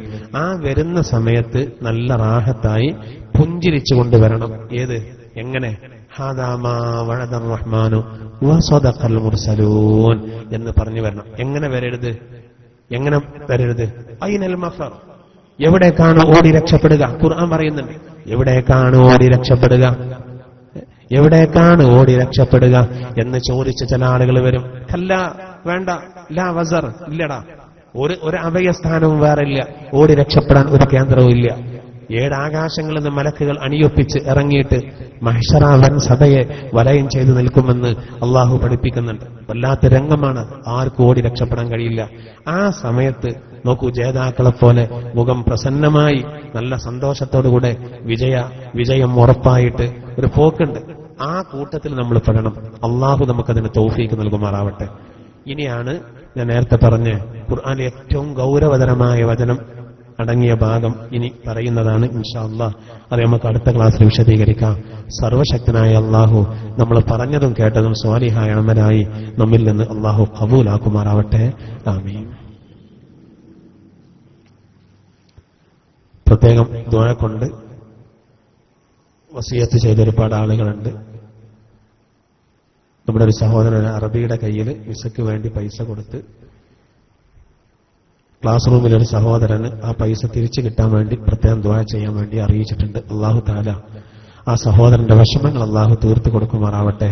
അദ്ദേഹത്തിന്റെ അവകാശം, ആ ഹക്ക്, അത് അദ്ദേഹത്തിന്റെ കയ്യിൽ അണയാൻ അല്ലാഹു തൗഫീക്ക് നൽകുമാറാവട്ടെ. പരിശുദ്ധ ഖുർആന്റെ ഹക്ക് കൊണ്ട് ബറക്കത്ത് കൊണ്ട് ആ സഹോദരന്റെ ആ വിഷമങ്ങൾ അല്ലാഹു തീർത്തു കൊടുക്കുമാറാവട്ടെ. ആ പണം അത് തിരിച്ചു കിട്ടാനുള്ളൊരു സാഹചര്യം അല്ലാഹു അനുകൂലമാക്കി കൊടുക്കുമാറാവട്ടെ. ആമീൻ എന്ന് പ്രത്യേകം ദുആ ചെയ്യാൻ. ഖുർആൻ ക്ലാസ്സിൽ പങ്കെടുക്കുന്ന പല സഹോദരങ്ങളും പിന്നെ വളരെയധികം പ്രയാസപ്പെടുന്ന രോഗങ്ങളും കാര്യങ്ങളും ഉള്ളവരുണ്ട്. പ്രത്യേകം ദുആ ചെയ്യാൻ വേണ്ടി അറിയിച്ചിട്ടുണ്ട്. അല്ലാഹു സുബ്ഹാനഹു വ തആല അവരുടെ എല്ലാ പ്രയാസങ്ങളും അല്ലാഹു തീർത്തു കൊടുക്കുമാറാവട്ടെ. ബുദ്ധിമുട്ടുകളൊക്കെ അല്ലാഹു തീർത്തു കൊടുക്കുമാറാവട്ടെ. ആമീൻ. പ്രത്യേകം ദുആ ചെയ്യാണ്. അതുപോലെ ഇന്നലെ മരണപ്പെട്ട കാളമ്പാടി സ്വദേശിനിയും നമ്മുടെ സയ്യിദലി മുസ്ലിയാരുടെ മാതാവുമായ നമ്മുടെ മൈക്ക് ഓപ്പറേറ്ററുടെ വല്യമ്മ ആയിഷ എന്ന് പറയുന്നവർക്ക് വേണ്ടി പ്രത്യേകം ദുആ ചെയ്യാൻ വേണ്ടി അറിയിച്ചിട്ടുണ്ട്. ഇൻഷാ അല്ലാഹ് അവർക്ക് വേണ്ടി നമ്മൾ ദുആ ചെയ്യാം. അതുപോലെ മരണപ്പെട്ട ഉമ്മയുടെയും സുഖമില്ലാത്ത ഉപ്പയുടെയും പേരിൽ പ്രത്യേകം ദുആ ചെയ്യാൻ വേണ്ടി ഒരു 200 രൂപ നമ്മുടെ ഖുർആൻ ക്ലാസ്സിലേക്ക് സംഭാവന നൽകിയിട്ടുണ്ട്. അല്ലാഹു സുബ്ഹാനഹു വ തആല അത് ഖബൂലാക്കുമാറാവട്ടെ. നമ്മളെ അബ്ദുറഹ്മാൻ ഖാന്റെ ഉമ്മ കഴിഞ്ഞ ആഴ്ച മരിച്ചു. അതന്നെയാണത്. അവരുടെ ഉമ്മ പെട്ടെന്ന് സുഖമില്ലാതെ കിടക്കുകയായിരുന്നു. ഞാൻ സാന്ദർഭികമായിട്ട് പറയണം, അദ്ദേഹം വളരെയധികം നല്ല രൂപത്തിൽ നോക്കിയിട്ടുണ്ട് ഉമ്മാനെ. ആ പ്രാഥമിക കാര്യങ്ങളൊക്കെ ചെയ്തു കൊടുത്തിട്ടാണ് അദ്ദേഹം ക്ലാസ്സിന് പോന്നിട്ടുള്ളത്. അങ്ങനെ പെട്ടെന്ന് വിളി വന്ന് ഇവിടുന്ന് പോയതാണ്. ഏതായിരുന്നാലും നമുക്ക് ആകളുടെ ഒരു വരുമാനം അതാ. മാതാപിതാക്കൾ സുഖമില്ലാതെ കിടക്കുന്നുണ്ടെങ്കിൽ നമ്മൾ നല്ലോണം നോക്കണം. കുറച്ചൊക്കെ വിഷമങ്ങളും ബുദ്ധിമുട്ടുകളും ഉണ്ടെങ്കിലും അത് നമുക്ക് പരലോകത്ത് വല്ല നേട്ടം. സിറാത്ത് പാലം കിടക്കുമ്പോൾ അല്ലാഹു തആല പ്രകാശം കൊടുക്കുന്നതിനെ പറ്റി ഖുർആനിൽ അല്ലാഹു പറയുന്നുണ്ട്. സിറാത്ത് പാലം കിടക്കുമ്പോൾ ആ പ്രകാശത്തിന് 3 ഡിമാൻഡാ വെച്ചത്. യസ്ആ നൂറുഹും ബൈന ഐദീഹിം വബി ഐമാനിഹിം. അവരുടെ മുൻഭാഗത്തും വലതുഭാഗത്തും പ്രകാശം ഉണ്ടാവും. ഒരു വിഷയം വരുമ്പോൾ നമ്മൾ മനസ്സിലാക്കണം, മുൻഭാഗത്തും വലതുഭാഗത്തും പ്രകാശം ഉണ്ടാവുമെന്ന് ഖുർആൻ പറയുന്നുണ്ട്. എന്നിട്ട് അവർ പോകുന്ന സമയത്ത് വല്ലാത്ത പ്രകാശമായിരിക്കും. ഇത് കാണുമ്പോൾ അത് കിട്ടാത്ത ആളുകൾ ബാക്കെന്ന് പറയും, ഒന്ന് റൂന, നിങ്ങളൊന്ന് തിരിഞ്ഞു നോക്കണേ, നഖ്തബിസ് മിൻ നൂരിക്കും, നിങ്ങൾ ആ പ്രകാശത്തിൽ നിന്ന് ഒരല്പം ഞങ്ങളും എടുത്തോട്ടെ. ആ സന്ദർഭത്തിൽ ഈ പ്രകാശം കിട്ടാത്ത ആളുകളോട് ഒരു അറിയിപ്പ് വരും, ഖീലർജിഉ വറാഅക്കും, നിങ്ങൾ ബാക്കിലോട്ട് പോയിക്കോളൂ, ഫൽതമിസൂ നൂറ, ഈ പ്രകാശം അന്വേഷിച്ച് വരികയും. ദുന്യാവ് പോയിട്ട് ഈ പ്രകാശം കിട്ടാൻ കാരണമായ പ്രവർത്തനം ചെയ്തു വരും. പോലെ കുതിരാക്കാണ്, അള്ളാഹു കളിയാക്കാണ്.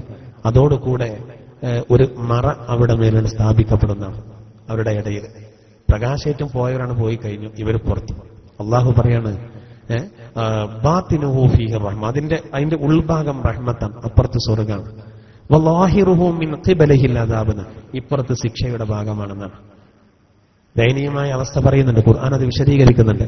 അവിടെ ആ പ്രകാശം കിട്ടാൻ 3 ഡിമാൻഡ് വെച്ചു. 1 സ്വലാത്ത് അധികരിപ്പിക്കുക, 2 വുളൂഇനെ പരിപൂർണമാക്കുക, 3 പ്രായം ചെന്ന മാതാപിതാക്കളോട് മയത്തിൽ സംസാരിക്കാമെന്ന്. അങ്ങനെ തന്നെ പറഞ്ഞു. നല്ല മയത്തിൽ അവരോട് സംസാരിക്കുക, സ്നേഹപൂർവ്വം സംസാരിക്കുക. അവർ പ്രകോപനം ഉണ്ടാക്കിയാലും നമ്മൾ പ്രകോപിതനാകരുതെന്നാണ്. എന്നാൽ നാളെ നമുക്ക് സിറാത്ത് പാലം സ്പീഡിൽ പോകാമെന്നാണ് മുഹമ്മദ് റസൂലുള്ളാഹി സ്വല്ലല്ലാഹു അലൈഹി വസല്ലം. എന്തായിരുന്നാലും നമ്മൾ അങ്ങനെ നമുക്കറിയുന്ന ഒരുപാട് ആളുകളുണ്ട്, മാതാപിതാക്കളൊക്കെ നല്ല നോക്കി. അതാണ് നമ്മുടെ വിജയത്തിന്റെ മാനദണ്ഡം. അതാണ്. അല്ലാഹു തആല നമ്മുടെ ആ ഉമ്മയുടെ ഖബർ വിശാലമാക്കുമാറാവട്ടെ. ഇൻഷാ അല്ലാഹ് ലാസ്റ്റ് നമുക്ക് ദുആരക്കാം. അത് എല്ലാ ക്ലാസ്സിലും വരുന്നതാണ്. അപ്പോൾ നമ്മളിങ്ങനെ ഈ ക്ലാസ്സിലൊക്കെ പങ്കെടുക്കുന്നതുകൊണ്ടുള്ള മെച്ചം എന്താ? ആകെയുള്ള നമുക്ക്, നമ്മുടെ മാതാപിതാക്കൾക്ക്, നമ്മുടെ മക്കൾക്ക് എന്തെങ്കിലുമൊക്കെ വരുമ്പോൾ നമുക്ക് വരുമ്പോൾ ബാക്കിയുള്ളവർ പ്രാർത്ഥിക്കുക എന്നുള്ളതാണ്.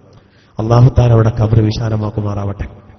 സ്ഥിരമായി ക്ലാസ്സിൽ പങ്കെടുക്കുന്ന നമ്മുടെ സഹോദരൻ ഹോസ്പിറ്റലിലായിരുന്നു, ഇപ്പോൾ വീട്ടിൽ വിശ്രമത്തിലാണ്. പ്രത്യേകം ദുആ ചെയ്യാൻ അറിയിച്ചിട്ടുണ്ട്. അല്ലാഹു തആല നമ്മുടെ ആ സഹോദരന്റെ എല്ലാ രോഗത്തിനും ശിഫ നൽകുമാറാവട്ടെ. അല്ലാഹു പൂർണ്ണ ആരോഗ്യം പ്രദാനം ചെയ്യുമാറാവട്ടെ. ആമീൻ എന്ന് പ്രത്യേകം ദുആ ചെയ്യുന്നു.